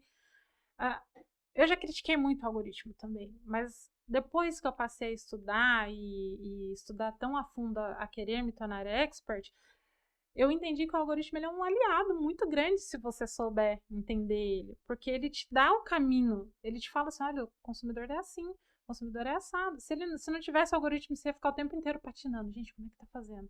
Ai, eu vou fazer pesquisa de mercado, aí eu vou ver 300 mil perfis. Não, o algoritmo tá ali te ensinando direitinho o que você tem que fazer. É só você olhar com calma e com olhos de mais carinho, menos ódio pra dentro do algoritmo. Perfeito. Então, se você tivesse que crescer no digital sem usar suas redes sociais, como você faria? Uau, sem usar as minhas redes sociais? 0. Eu migraria para uma outra plataforma chamada YouTube. Eu acho que o YouTube ele é um grande ponto de conexão dentro do digital. E ele até é uma plataforma que eu já me arrisquei algumas vezes dentro dele, mas o YouTube ele requer um pouco mais de tempo hábil, né? TikTok, Instagram são plataformas real time, né? O tempo inteiro, consumindo, produzindo. E o YouTube justamente não. O YouTube ele preza pela qualidade do seu conteúdo, pela qualidade daquilo que você está entregando, pelo audiovisual daquilo que você está entregando. Então, iria para o YouTube com toda certeza, sem usar, mesmo que eu não pudesse usar Instagram, mesmo que eu não pudesse usar nada, eu iria para dentro do YouTube, porque eu acho que é uma ferramenta de uma conexão muito grande. Como você pode fazer vídeos muito longos, você tem tempo para falar, para desenvolver ideias, para mostrar pensamentos, para desenvolver conteúdos, aulas e lives muito maiores do que dentro das outras plataformas. Então, eu com certeza migraria 100% para o YouTube. Ok, vamos lá. Se você tivesse que ensinar marketing digital em 3 passos para quem está começando, quais seriam? Eu ensinaria primeiro sobre estratégia, porque eu acho que todo marketing digital precisa começar com uma boa estratégia. Eu acho que não adianta você ter conteúdos maravilhosos se você não sabe para quem você está falando, para onde você quer ir com esse conteúdo, o que você quer com esse conteúdo. Então, a primeira coisa eu ensinaria sobre as estratégias. A segunda coisa, com certeza, seria o audiovisual. Eu acho que tem muita empresa que peca no audiovisual. E é uma coisa que eu gosto muito e que eu vejo que é o diferencial de muitas empresas que têm, assim, uma autoridade muito grande. O segundo passo delas é sempre investir num audiovisual muito bom. Entender como que funcionam os vídeos, o porquê que os vídeos são produzidos daquela forma, o porquê que tem vídeo de 30 segundos que engaja tão bem e porquê que tem vídeo de, às vezes, 3 minutos que também engajam muito bem. Precisa existir uma linha visual muito, muito certinha dentro desses conteúdos. E eu vejo que tem gente que não se interessa por isso, né? Principalmente com a popularização do iPhone. Os celulares gravam muito bem, filmam muito bem, e aí a pessoa acha que é só fazer vídeo lindo, é só filmar direto com o iPhone e meu vídeo vai ficar sensacional. Mas dentro do audiovisual também existe todo um estudo, né? Então eu partiria para essa questão do audiovisual. E também trabalharia sobre o engajamento, que muitas pessoas têm dificuldade hoje em dia de entender o que é o engajamento, como engajar o meu público, a minha audiência, os meus consumidores dos meus produtos. Então, eu trabalharia com certeza primeiro esses 3 pilares. Depois eu partiria para todas as outras áreas dentro do marketing digital. Perfeito. Bom, já temos ali um norte para quem está começando, né? Exato. Então, a pessoa ela tem que saber para quem ela está falando, Exato. ela tem que dominar as ferramentas que ela está utilizando. Exato. E ela tem que entender o que funciona e o que não funciona, né? Porque quando a gente fala em engajamento, e detalhe, engajamento não é venda. Não. Né? Para quem É vende, outra história. é outro rolê. Like não é dinheiro. Não, não mesmo. Tá, atualmente você fez essa transição, tá começando a ensinar as pessoas, mas você já começou a ensinar alguém? Já. Assim, de pertinho? Já. Hoje eu tenho um projeto aí nascendo, que é o projeto da minha mentoria, e é um projeto muito especial para mim. Há uns 1 ano e meio atrás, mais ou menos, eu lembro como se fosse hoje, eu sentei na mesa da minha cozinha e falei assim, eu quero ser mentora. E aí, eu estruturei um projeto de mentoria e foi exatamente desse jeito. Eu fiz o primeiro slide, eu fiz o nome, eu fiz a estrutura visual, né, da mentoria, fechei o computador e falei assim, não quero fazer, não é para agora. Fiz tudo isso, eu perdi acho que 1 hora e meia, 2 horas, e no outro dia eu falei, não é esse momento. E eu sou uma pessoa eu tenho uma fé muito grande em Deus, eu tenho esse lado espiritual para mim é muito forte, não só de Deus, mas de espiritualidade mesmo, energia e tudo mais. Eu senti que não era aquele momento, eu falei assim, não. Mas ao mesmo tempo, foi um projeto que eu entreguei no coração de Deus ali, falei assim, na hora certa vai acontecer. E recentemente me apareceu essa oportunidade, não porque eu quis, mas porque uma pessoa próxima a mim chegou para mim e me pediu uma ajuda. E ela falou assim, olha, eu preciso de alguém que me ensine, que me ajude a progredir, né? Ela já era uma pessoa da área, então isso também foi assim, uma honra muito grande, que já era uma pessoa que trabalhava na área. E aí, quando surgiu esse convite, eu falei assim, bom, o que você está querendo? E ela nem sabia como denominar muito bem isso. Eu falei, é uma mentoria. E aí eu falei assim, bom, agora essa mentoria vai nascer. E nasceu. Tem 3 meses, agora vamos completar 3 meses aí de mentoria. Mas ela ainda não é divulgada, porque ela tá no laboratório.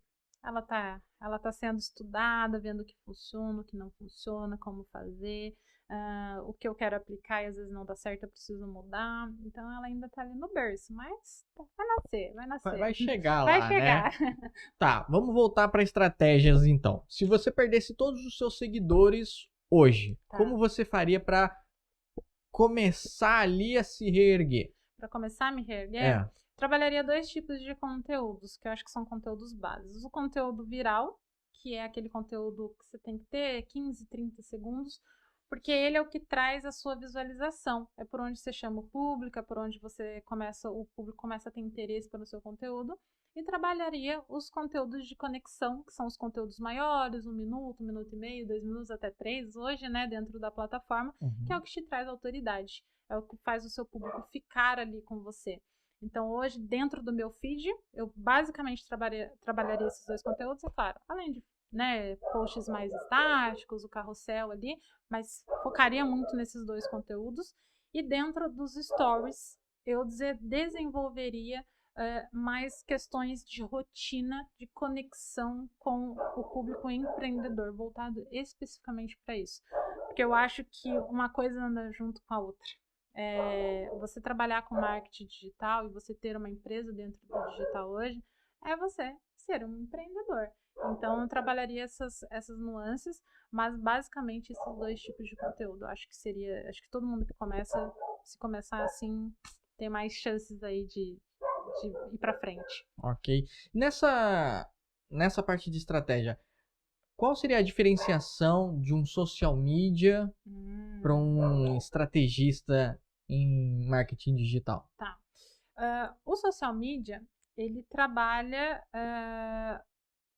o Instagram em si e todas as suas ferramentas para uma marca específica ou para uma marca pessoal, ou seja lá de um negócio, com a estratégia para engajar, para aumentar visualizações, para trazer autoridade e fazer com que esse mundo digital funcione para aquela marca. O estrategista, ele trabalha especificamente, às vezes, no lançamento de um produto, no lançamento de um serviço, no lançamento ali de uma mentoria, que seja.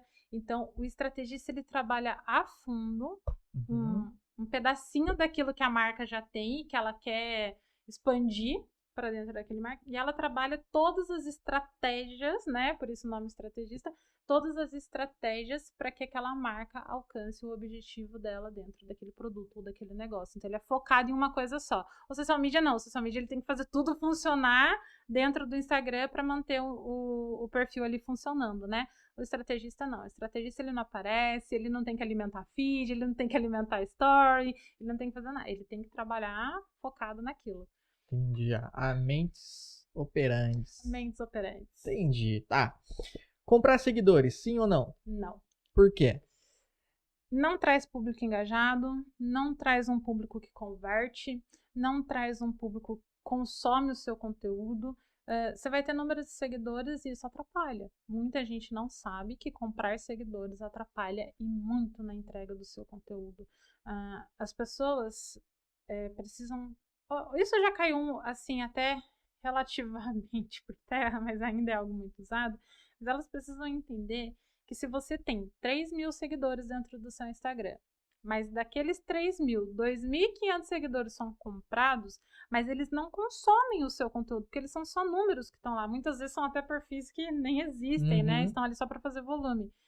O seu perfil entende que o seu público não é engajado e que o seu conteúdo não é relevante. Então ele fala assim, bom, se o próprio público não engaja, não consome, eu não vou entregar esse tipo de conteúdo. Então eu falo, gente, não façam isso. Pelo amor de Deus, vocês querem acabar com a marca de vocês, com a empresa de vocês, é comprar seguidores. E fora que, assim, hoje em dia, com o conhecimento digital é muito feio, né? Você entra num perfil, tem 50.000 seguidores, você olha no Reels, 1.000 visualizações. É difícil. Não, a conta que não bate. É uma conta que não bate. Acaba até muitas vezes desvalorizando o perfil, desvalorizando a marca. Então, tem que tomar muito cuidado com essa escolha aí. Eu sou totalmente contra. Eu acho interessante isso também, a gente levantar esse ponto. Por quê? Porque o contratante, ele vai para um digital influencer e ele vê aquele número e o digital influencer se apoia naquele número, a pessoa contrata, na hora ela vai querer ver os números. Exatamente. E aí a coisa não vai ser tão proporcional quanto se esperava. Exatamente. Hoje, graças ao bom Deus e ao estudo e ao avanço da popularização do marketing digital, grandes marcas estão mostrando para as outras empresas e marcas menores que os micros e nano influenciadores têm uma relevância muito grande com o público dele. Atinge muito mais assertivamente o público do que às vezes os influenciadores macros que falam com um público muito grande, um público muito em massa. Então, às vezes você ter menos seguidores não é tão ruim. O que as marcas precisam entender? Criação de conteúdo, criatividade, qualidade, como aquele influenciador se comunica, se aquilo está de acordo com os valores da marca, com quem ele quer atingir, com o produto ou serviço que ele está pedindo para aquele influenciador fazer a publicidade. Eu acho que isso hoje é muito mais valioso do que qualquer outra coisa. As marcas de beleza, principalmente, já começaram a enxergar isso assim claramente. Então você vê que tem muito influenciador pequeno ali, 10, 15 mil seguidores, e às vezes até menos, que trabalham com marcas como Boticário, Vela, enfim, marcas grandes que apostam nesses influenciadores, porque às vezes eles têm um conteúdo muito bom. Eles têm um conteúdo, assim, impecável, e principalmente por isso, os nano e micro influenciadores, eles gostam de pecar pelo excesso de cuidado em produzir os conteúdos, que eles querem chamar a atenção da marca, eles querem produzir algo muito bom, eles querem entregar resultados para que eles possam crescer, e principalmente para a audiência. Então, tem que tomar muito cuidado. Às vezes você contrata um influenciador enorme, ele vai lá, faz um story com uma foto do produto e fala assim, clica aqui, compre. Porque para ele tá ótimo, é o que ele precisa. Agora, os micros influenciadores, não, eles querem produzir, eles querem aproveitar aquela oportunidade, eles querem fazer conteúdos bons, eles querem aproveitar o produto ao máximo que eles puderem. Então, assim, eu tomo muito cuidado quando as marcas, né, me chamam e falam assim, mas isso é o número de seguidores. Graças a Deus, hoje isso quase não acontece, mas já aconteceu muito, já passei muito por isso, de olhar números e falar assim, mas não vale, porque você não tem tantos mil seguidores, você não tem X número de visualizações. Aí eu ficava, tá bom, tudo bem, né? Mas hoje, graças a Deus, está muito, muito, como é que fala? Muito brando já tá caindo por terra, graças a Deus. Isso é bom, né? É Trazer bom, isso, bom. trazer essa clareza, Exato. colocar os pingos nos is, né? Exato. Tá, já te rejeitaram, mas e você? Alguma vez já rejeitou algum trabalho? Eu acho que eu sempre deixei muito claro os meus valores, a minha forma de falar, de pensar, os meus valores inegociáveis, são coisas que eu sempre falei muito. Eu nunca cheguei a ter que rejeitar alguma marca, mas eu já tive, por exemplo, que trabalhar dentro da produção de conteúdo, chegar para a marca e falar assim, olha, vamos fazer uma reunião? Desse jeito eu não consigo fazer, mas o seu produto ainda assim pode ser vendido para o meu público. Vamos fazer de um outro jeito? Um exemplo muito básico, a Bendita Marquinha, que é a marca de bronze aqui do Vale do Paraíba. Inclusive, um beijão a Ellen, minha querida. Quando ela me chamou, ela já tinha uma filosofia de trazer o bronze como um momento de autocuidado para dentro, para a vida dessas mulheres, e sempre foi muito bonito esse intuito dela. E, de novo, condizia com os meus valores, autocuidado, pós-gestação, problemas, né, emocionais que às vezes o corpo ali traz. E quando eu conversei com ela, meu primeiro contato com ela foi justamente de falar, olha, então o bronze, para mim, não é estético, ele realmente é um autocuidado. Eu tinha meu bebê pequenininho ainda quando eu comecei a fazer publi junto com a Ellen, e eu comecei a vender o bronze exatamente dessa forma. Um momento para você se cuidar, um momento para você se sentir bem. Era o que o meu público falava, era o que meu público queria, era o que meu público precisava, era a dor das mães que estavam ali comigo. E por que eu tô falando isso? Porque às vezes, não é o caso da filosofia dela, mas se eu precisasse vender só um bronzeamento para uma clínica aleatória, eu ia precisar ter essa conversa. Eu ia precisar chegar e falar assim, olha, o bronze é estético e ok, eu acho incrível, né? Tem toda ali uma outra perspectiva, mas para o meu público eu preciso falar dessa forma, porque é a forma que o meu público vai aceitar e vai entender. Então, talvez, por exemplo, eu teria que ter essa conversa. Mas eu sempre estive muito alinhado aos meus valores, então muitas marcas que chegavam até mim já chegavam por conta desses valores, elas já esperavam isso de mim, então era mais fácil. As pessoas, até que nem você falou, né? Para não causar estranheza na sua comunidade. Na minha comunidade, exatamente. E você acredita que esse é um dos pilares de se criar uma comunidade forte? Sim, com certeza, com certeza. Às vezes, eu não vou generalizar, mas já vi muito e vejo muito influencers que vendem seus valores para atingir outras marcas. E você fazer isso, a curto prazo pode ser que dê certo, mas vai chegar uma hora que a sua comunidade vai entender que não é você. Ninguém sustenta um papel por muito tempo.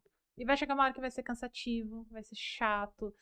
Você vai dar uma brechinha que alguém vai perceber para falar mal ou para não entender.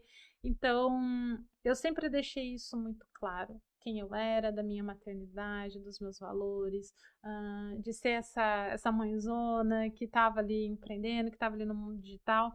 Então, ter essa clareza sempre fez eu me comunicar de uma maneira muito verdadeira com as marcas. E isso sempre foi muito leve, me evitou, assim, inúmeras decepções, digamos assim, sabe? Foi muito gostoso nesse sentido e eu acho que isso é muito importante.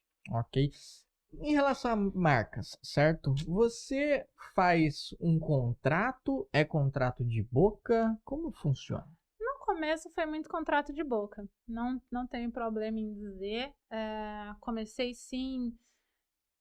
De novo, gente, começa como todo mundo. Contrato de boca, vem aqui faz uma publi, vem aqui faz uma permuta e você faz uma publi. Trabalhei muito de graça. E quando eu falo de graça, gente, é porque às vezes nem uma permuta eu recebia. Mas eu queria estar ali, precisava me fortalecer dentro do mercado.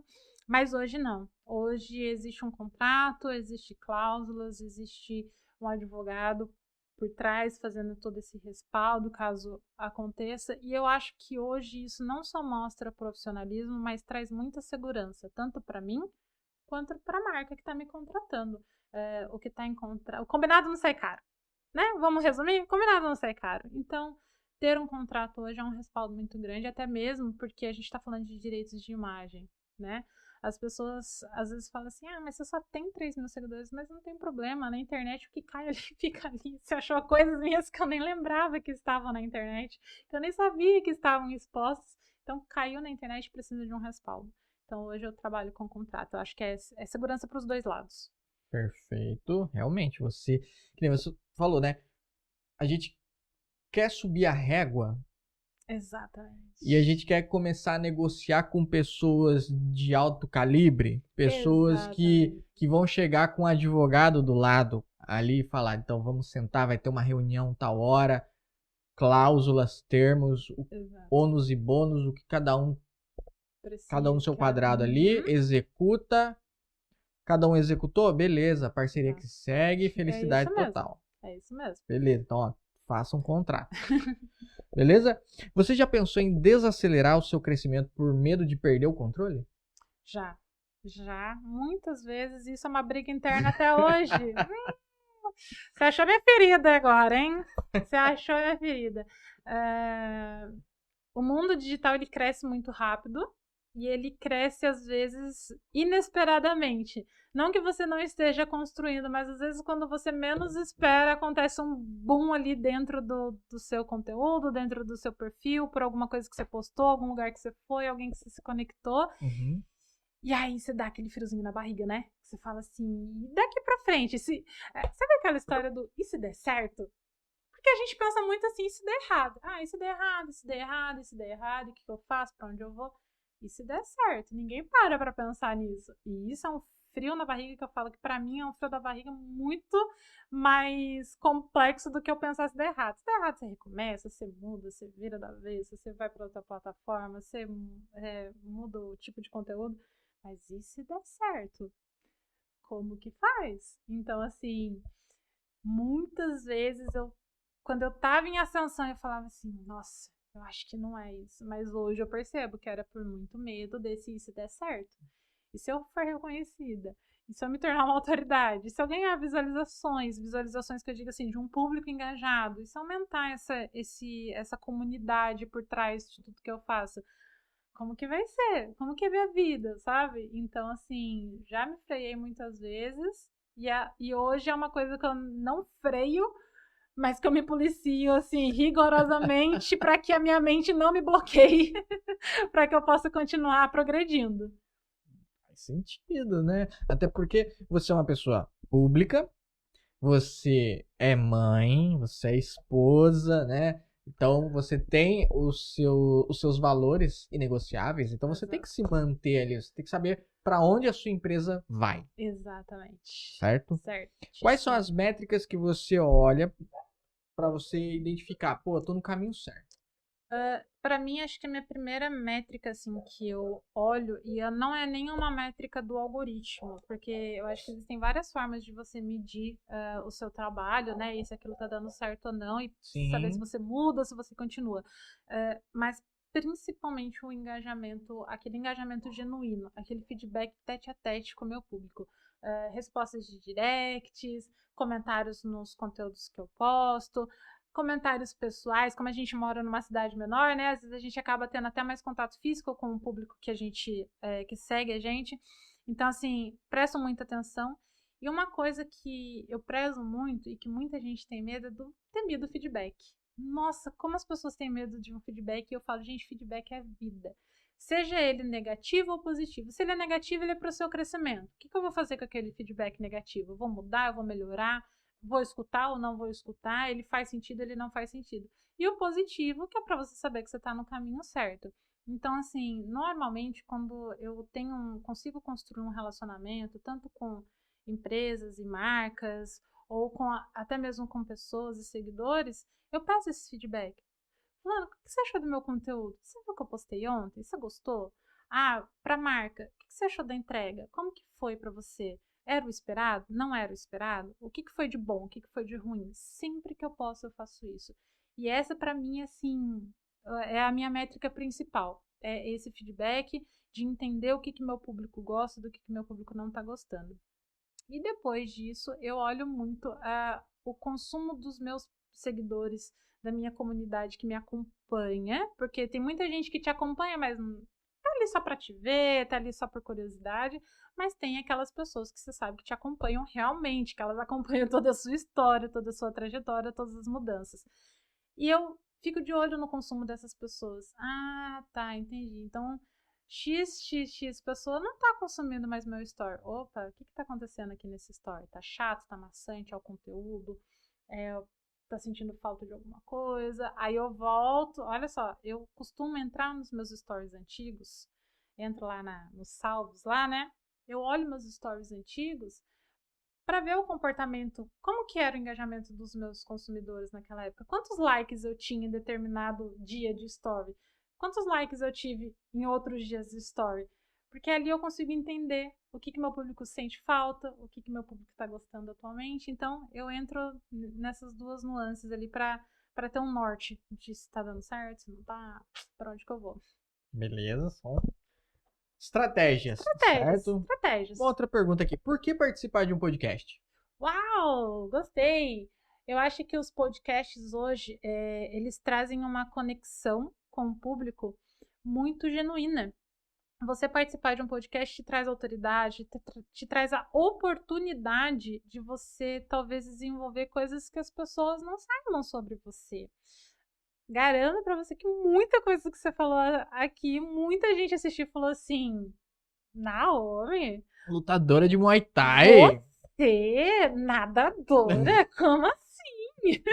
Mas você só não faz musculação?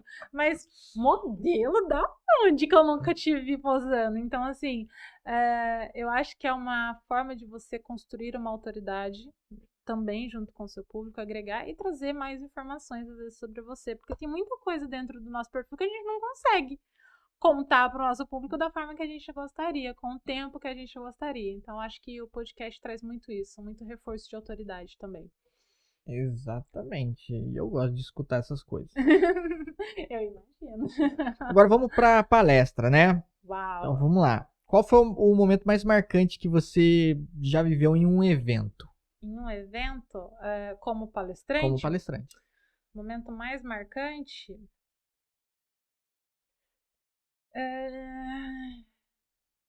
Eu acho que um dos momentos mais marcantes que aconteceu recentemente foi na palestra da CEI de Campos do Jordão. Tinha uma pessoa, não vou denominar quem era, lá dentro, que essa pessoa veio de uma outra cidade para me assistir palestrar. E quando eu olhei aquilo, sem nem saber, fiz a palestra inteira. E no final da palestra, que meu esposo chegou e falou: Você viu quem que tá ali? Eu falei: Eu não. Ele falou: Olha, fulano de tal, assim, assado. Ele é da área, ele é uma pessoa de uma outra cidade. Ele veio para assistir a sua palestra. E eu fiquei assim, eu falei: Uau. Foi uma... E ainda bem que eu não fiquei sabendo disso antes, pra não me deixar com friozinho na barriga. Pra não dar mais pressão, pra não dar né? mais pressão. Mas foi, assim, um momento muito importante. Foi um dos momentos muito importantes de palestrar. Eu acho que você ter uma pessoa... você começar a chamar a atenção de quem já entende do assunto, não que chamar a atenção do público não seja bom, não seja legal, mas te traz um gás pra você falar assim, caraca, que legal, vou continuar aqui. Então, se tá dando certo, se eu tô chamando a atenção, se tá indo, eu vou continuar nesse caminho. Então, isso foi muito importante pra mim. Como que surgiu esse convite para você palestrar? Dentro de campus, né, que foi onde eu palestrei ali, eu comecei a fazer uma rede de network ali dentro da cidade. Para quem não sabe, a família do meu esposo é de Campos do Jordão e por isso eu tenho essa conexão com a cidade, né, explicando para quem não me conhece. E depois a gente vai entrar no assunto do porquê eu estou em Campos do Jordão, mas enfim.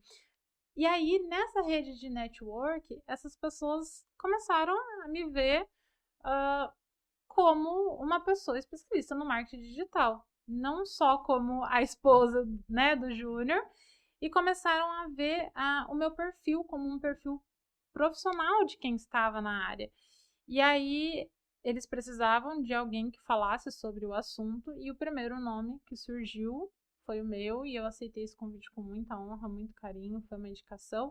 E também porque eu já tinha feito o primeiro conteúdo que foi apresentar os melhores do ano para a CE, que foi o mesmo lugar que eu palestrei, no final do ano. Então, eles gostaram do conteúdo, gostaram da qualidade, da entrega, e aí eles falaram, não, vamos trazer esse conteúdo para dentro do comércio. Então, foi assim que surgiu esse convite. Perfeito. Como que você fez para se preparar para a palestra? Bom, eu tenho TDAH, já disse isso várias vezes aqui para vocês. Então, quando eu me preparo para uma palestra, eu tenho 2 tipos de preparação. A preparação do conteúdo, eu faço todo um estudo do conteúdo, quem é o público que vai estar lá. Por exemplo, eu falei para você, né, que teve essa pessoa que era uma autoridade no assunto, mas a palestra não era para ele, porque o público que estava lá era um público que estava interessado em começar a colocar o seu negócio dentro do digital. Então, de novo, comecei ali no arroz com feijão, no beabá bem pequenininho, e essa pessoa já era autoridade, né? Mas eu fiz um estudo do público que estava lá, o que esse público precisava para começar nessa palestra, para entender do assunto. E aí eu faço toda a preparação desses conteúdos, faço os slides com os tópicos para que eu não me perca, então é uma ferramenta onde eu uso, e tenho a minha preparação emocional para essas palestras. Pode não parecer, mas ela também é uma preparação física, emocionalmente e física pré-palestra.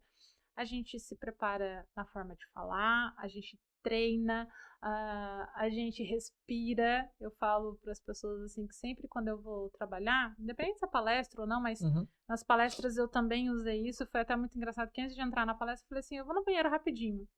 Eu entrei no banheiro, respirei, mentalizei, me acalmei todos os meus nervos que estavam à flor da pele, saí do banheiro e falei assim, agora a gente pode começar.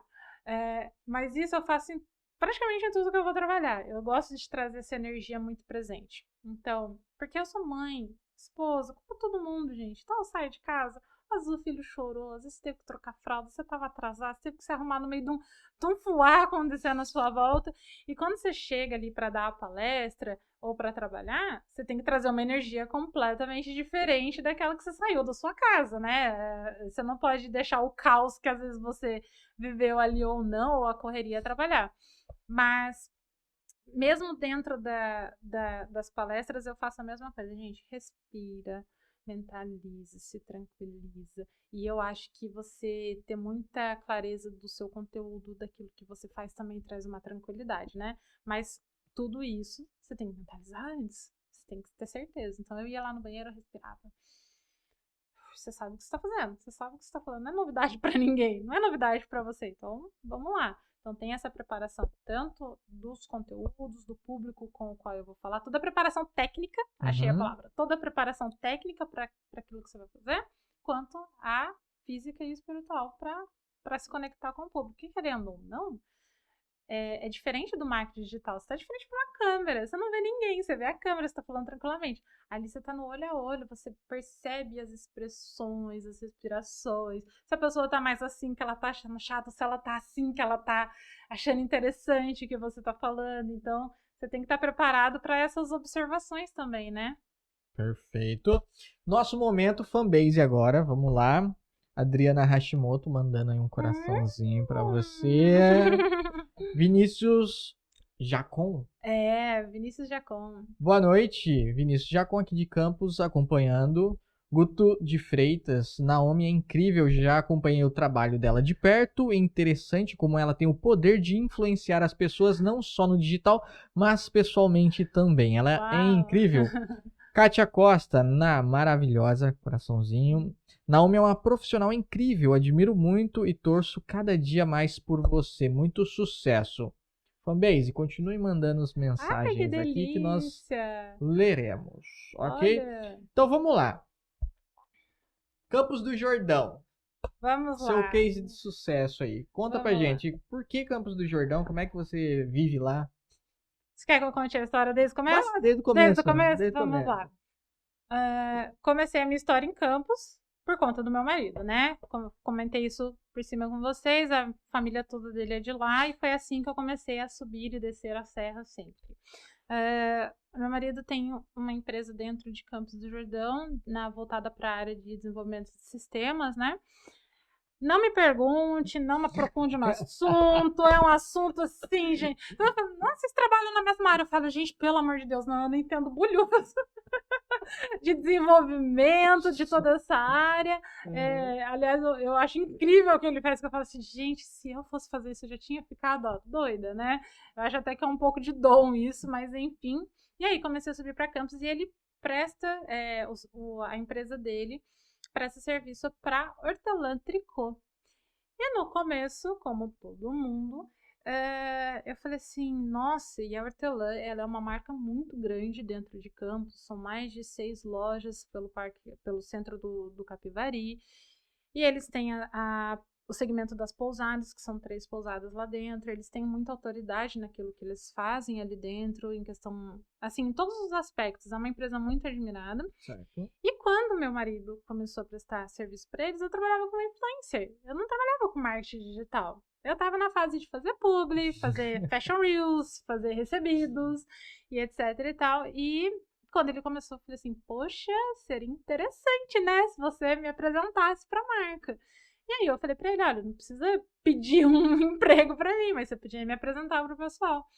E aí um dia ele foi lá fazer instalação, dar treinamento, e ele comentou com o gerente lá de dentro sobre mim, sobre o meu trabalho, e ele falou assim, fala pra ela vir aqui conversar com a gente, tranquilo.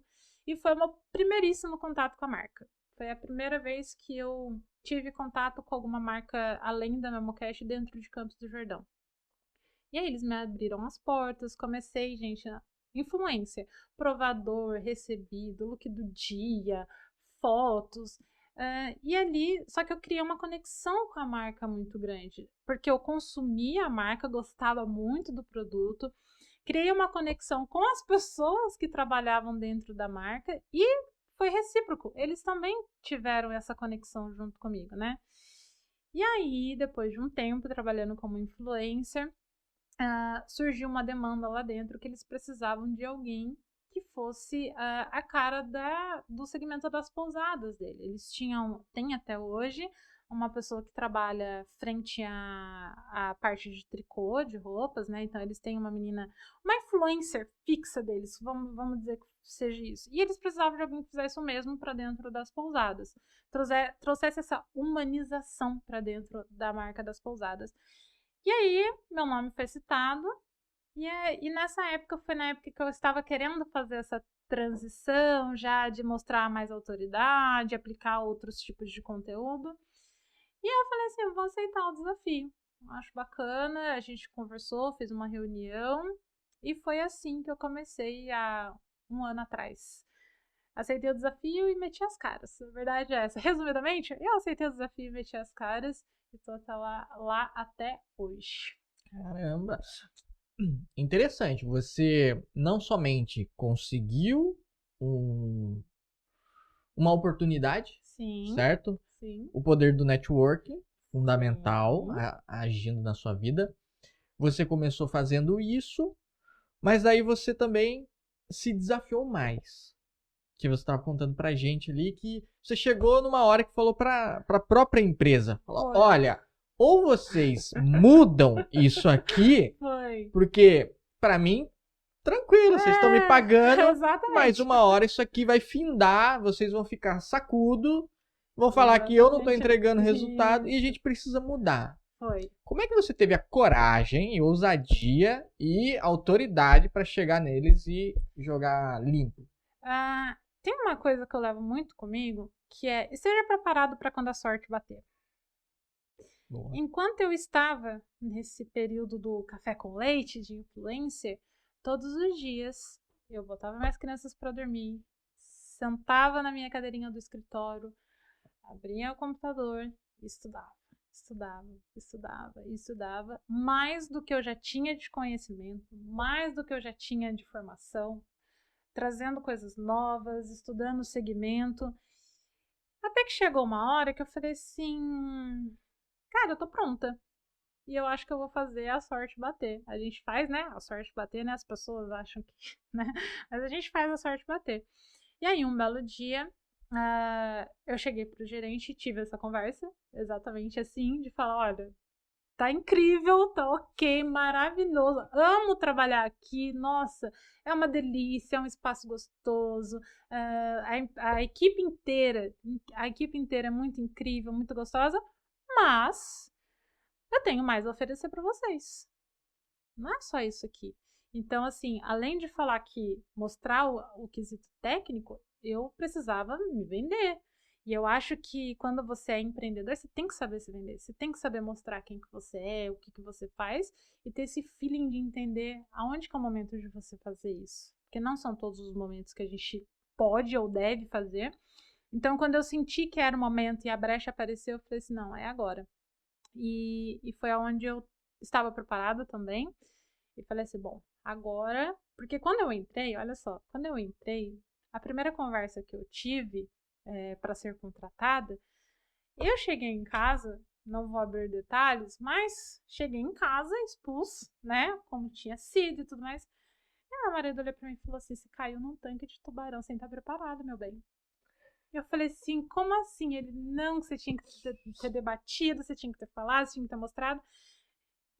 E assim, no quesito, como que eu posso falar assim, profundo e empresarial do Shark Tank da coisa, eu não tinha expertise. Eu nunca tinha lidado tão profundamente com isso, com negociações e tudo mais, né? Eram sempre coisas mais brandas, né? Ali, voltado ali porque deve, não deve e tudo mais. E aí eu falei assim, não acredito. Aí eu falei, não tem problema. De novo, vou me preparar pra sorte. E aí quando eu me senti preparada, eu falei, agora eu vou cair no Shark Tank, mas vou cair certinho. Então, quando eu me senti preparada e fiz essa oferta de novo, eu sabia me vender. Eu sabia como falar. Eu sabia me expor, coisa que eu não soube da primeira vez. E aí, na segunda vez, houve até um pouquinho de relutância ali, mas eles olharam e falaram assim, agora sim a gente entendeu qual é a sua oferta real, entendeu? Porque no começo eu não soube oferecer. Então, foi onde eles falaram, não, então... E aí, já conheciam o meu trabalho, já conheciam a minha entrega, já conheciam também, eu acho que muito tá atrelado à filosofia da empresa com o meu estilo de vida, então, tudo casou muito bem. E aí, na hora certa, a gente bateu o martelo. Perfeito. E aí seguem Seguimos essa até união, hoje, seguimos até hoje. Ok, vamos lá, certo? Detalhe, na sua empresa é só você?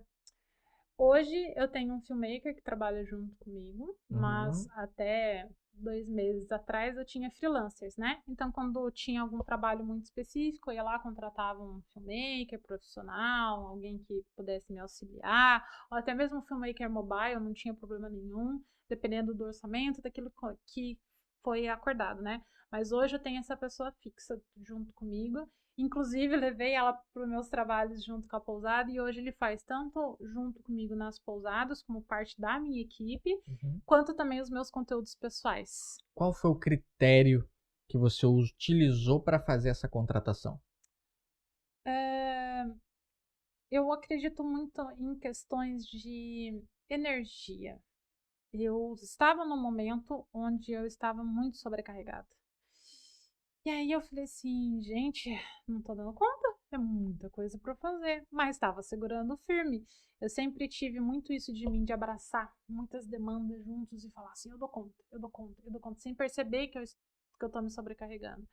E aí um dia o Gabriel apareceu, a gente já tinha trabalhado junto há um tempo atrás, e ele me mandou uma mensagem, eu tava até na pousada, e ele falou assim, olha, eu tô terminando o colégio, tô querendo voltar a trabalhar, era um garoto, né, relativamente jovem, né, é jovem, mas assim, quase que começo de experiência de carreira, mas ele sempre entregou conteúdos muito bons, sempre foi um garoto muito prodígio. E aí ele mandou uma mensagem, falou, olha, se você quiser, a gente pode conversar, eu te faço uns pacotes, eu tô vendo que você tá trabalhando com várias marcas, muitas coisas para você fazer. E eu falei assim, Gabriel, você caiu do céu, vamos conversar. E aí a gente teve uma reunião, e nessa reunião eu contei para ele, falei, olha, meu trabalho é assim, é assado, hoje eu tenho tal demanda, e eu preciso delegar algumas coisas. E nessa conversa, eu vi que ele era uma pessoa que tinha valores muito alinhados de família, de objetivos. Eu me enxerguei no comecinho, sabe? Quando você quer crescer, você tá indo atrás de pessoas que você sabe que vão te ajudar, que vão ali. E aí deu um match muito bom de trabalho. E eu falei assim, não, então vamos começar a trabalhar juntos. E tem funcionado, assim, muito bem, muito gostoso mesmo. E é bom a gente ter uma pessoa que trabalhe junto com a gente, que tem esse feeling que a gente tem para os conteúdos. E o Gabriel, ele trabalha numa linha que eu gosto muito, que é a linha cinematográfica, né? Existem vários tipos de produção de conteúdo. E eu sempre gostei muito da linha cinematográfica. E ele trabalha nessa nuance. E quando eu conversei com ele, uma das coisas que eu falei assim pra ele foi, Gabriel, você tem medo de entregar conteúdo a mais? Não. Eu falei, ótimo. Então, é isso. É isso que eu preciso. Porque as pessoas que eu converso assim, é isso e é isso e pronto. Só que pra gente crescer junto, pra gente progredir junto, a gente precisa estar alinhado nessas expectativas. E ele super topou e topou mesmo, de verdade, abraçou a causa. Eu falei, então vamos junto. Então, assim, foram critérios pessoais de filosofia de vida, mas também do quesito de visão profissional. Eu acho que foi, assim, literalmente um presente pra mim de Deus, que falou assim, filha, eu vou te ajudar, calma, vou te mandar uma pessoa certa dessa vez, que vai dar certo pra você. Então, foi muito bom.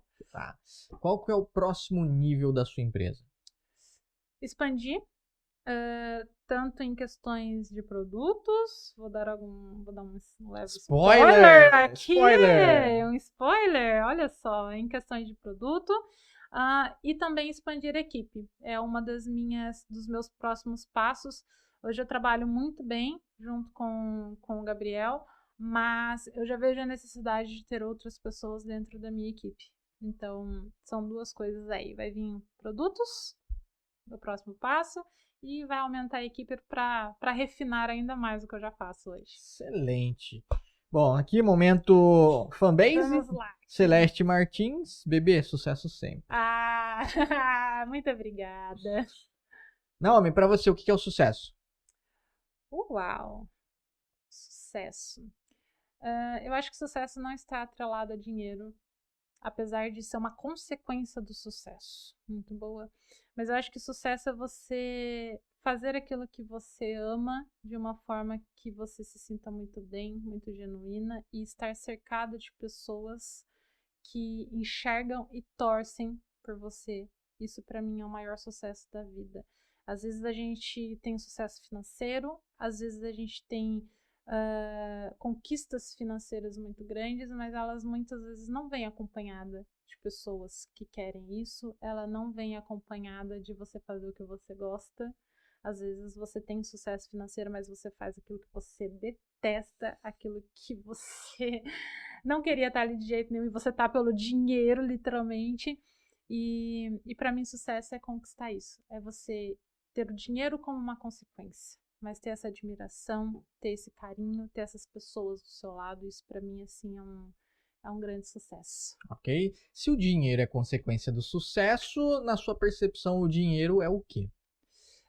O dinheiro, ele é um meio muito importante para que você potencialize os seus valores, para que você potencialize os seus sonhos e realize coisas que você deseja. O dinheiro é uma ferramenta para mim. Ele não, o dinheiro para mim não é uma coisa que rege o meu fazer, o meu agir. Eu demorei para me desconstruir com relação a dinheiro e falar a palavra dinheiro sem parecer feio. Demorei para entender a ganância, demorei para entender tudo isso, porque para mim o dinheiro era algo totalmente supérfluo e eu tinha aquela cultura como todo mundo tem. Dinheiro não serve para nada, dinheiro é coisa ruim, dinheiro não traz coisa boa. Mas com o passar do tempo e com a mentalidade, eu fui aprendendo que o dinheiro era uma ferramenta. Ele é uma ferramenta muito importante para que você realize sonhos, para que você potencialize aquilo que você é, te traga coisas muito boas, te dê tranquilidade, segurança. E o dinheiro, ele te dá uma coisa muito importante e valiosa para mim hoje, que é o tempo. O dinheiro te dá tempo. Se você tem dinheiro e você sabe como usufruir dele, sabe usá-lo como uma ferramenta positiva para dentro da sua vida, ele te proporciona tempo. E tempo é uma coisa inegociável. É uma coisa muito importante. O tempo não volta, o tempo passa muito rápido. Então, eu acho que o dinheiro, ele te proporciona tempo. Tempo de qualidade, tempo para viver, tempo para construir memórias boas, tempo para que você faça valer tudo aquilo que você faz. Show de bola. Qual que é o seu maior sonho pessoal? Meu maior sonho pessoal? Ele pode ser um sonho mais supérfluo? Claro. Eu considero um sonho supérfluo.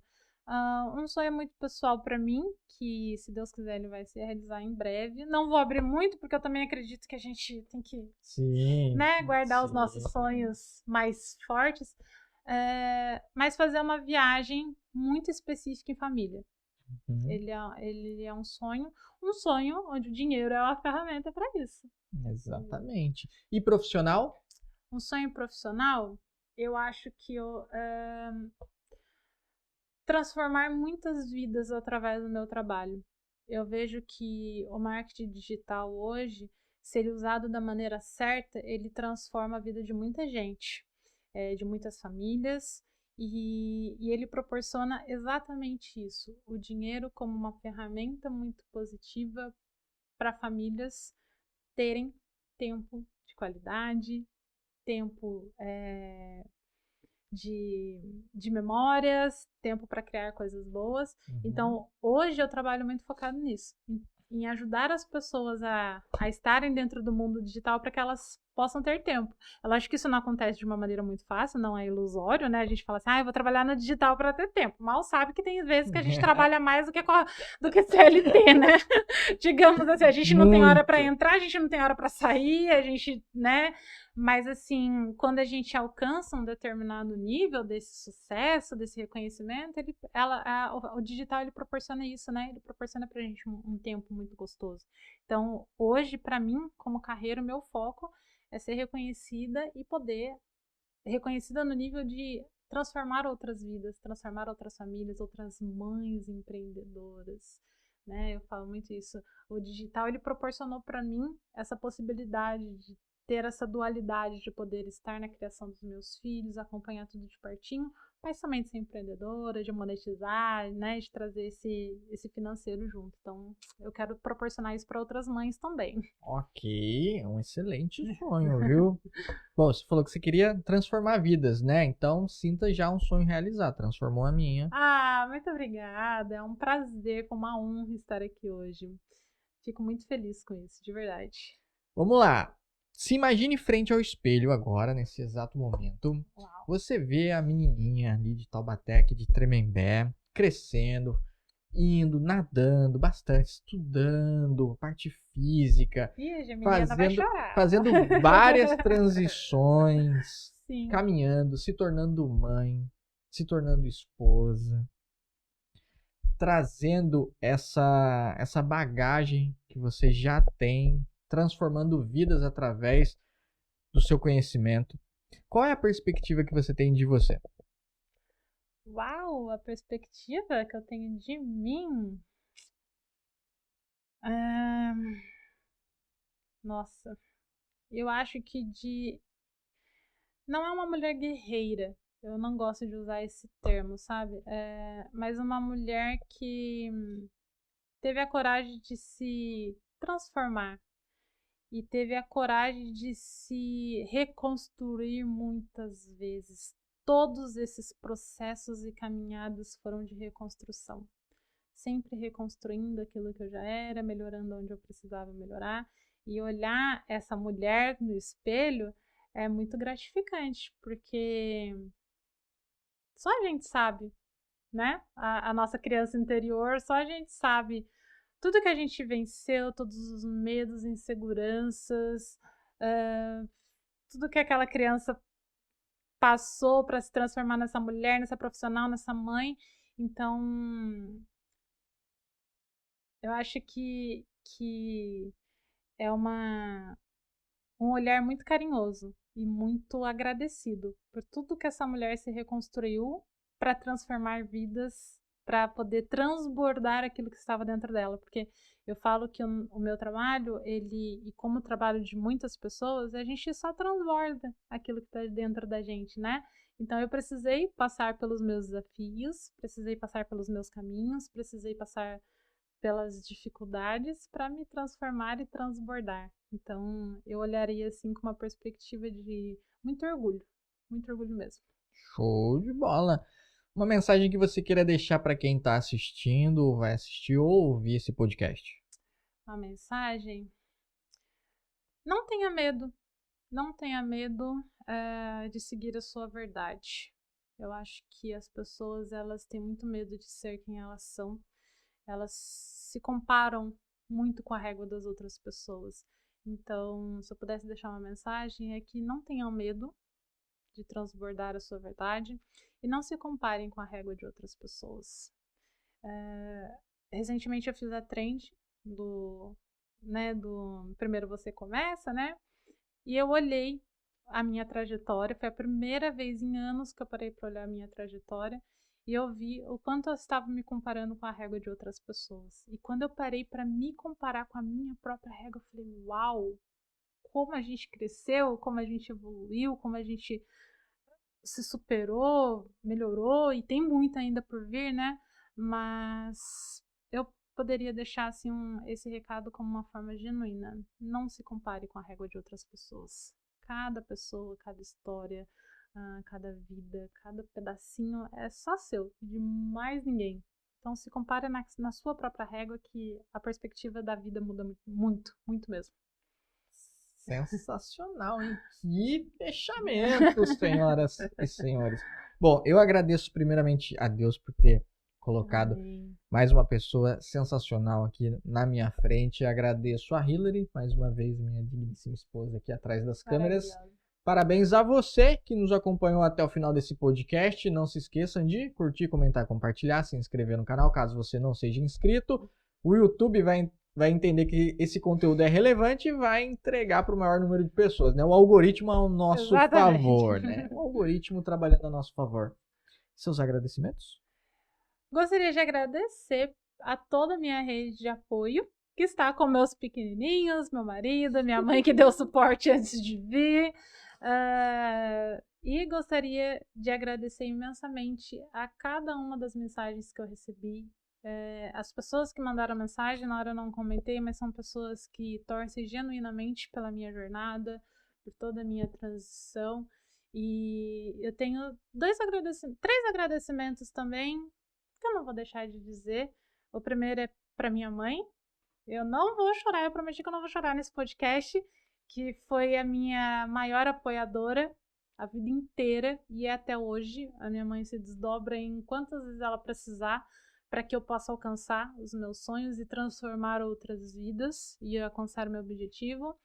A Celeste Martins, que é uma pessoa muito especial na minha vida também, que sempre esteve lado a lado na minha jornada e me ajuda até hoje, me apoia até hoje. É uma parte da minha família. E claro, ao meu esposo, que odeia a vida online. Não, odeia muito forte, mas ele detesta a vida online, é totalmente low profile, não comenta nos meus conteúdos, ele não coloca nada lá, mas faz questão de ser o meu controle de qualidade, de ser meu apoiador, meu incentivador. É o meu ponto crítico mais genuíno. Você consegue melhorar, você consegue fazer melhor. Isso aqui tá bom, mas dá pra melhorar. Vamos para São Paulo, vamos fazer curso, vamos investir e vamos. Ele é um dos meus maiores apoiadores no backstage junto com a minha mãe, então assim, tenho a agradecer muito, muito a ele também por toda essa trajetória e toda essa transformação. Que da hora! Bom, senhoras e senhores, um beijo no coração, fiquem com Deus e até a próxima.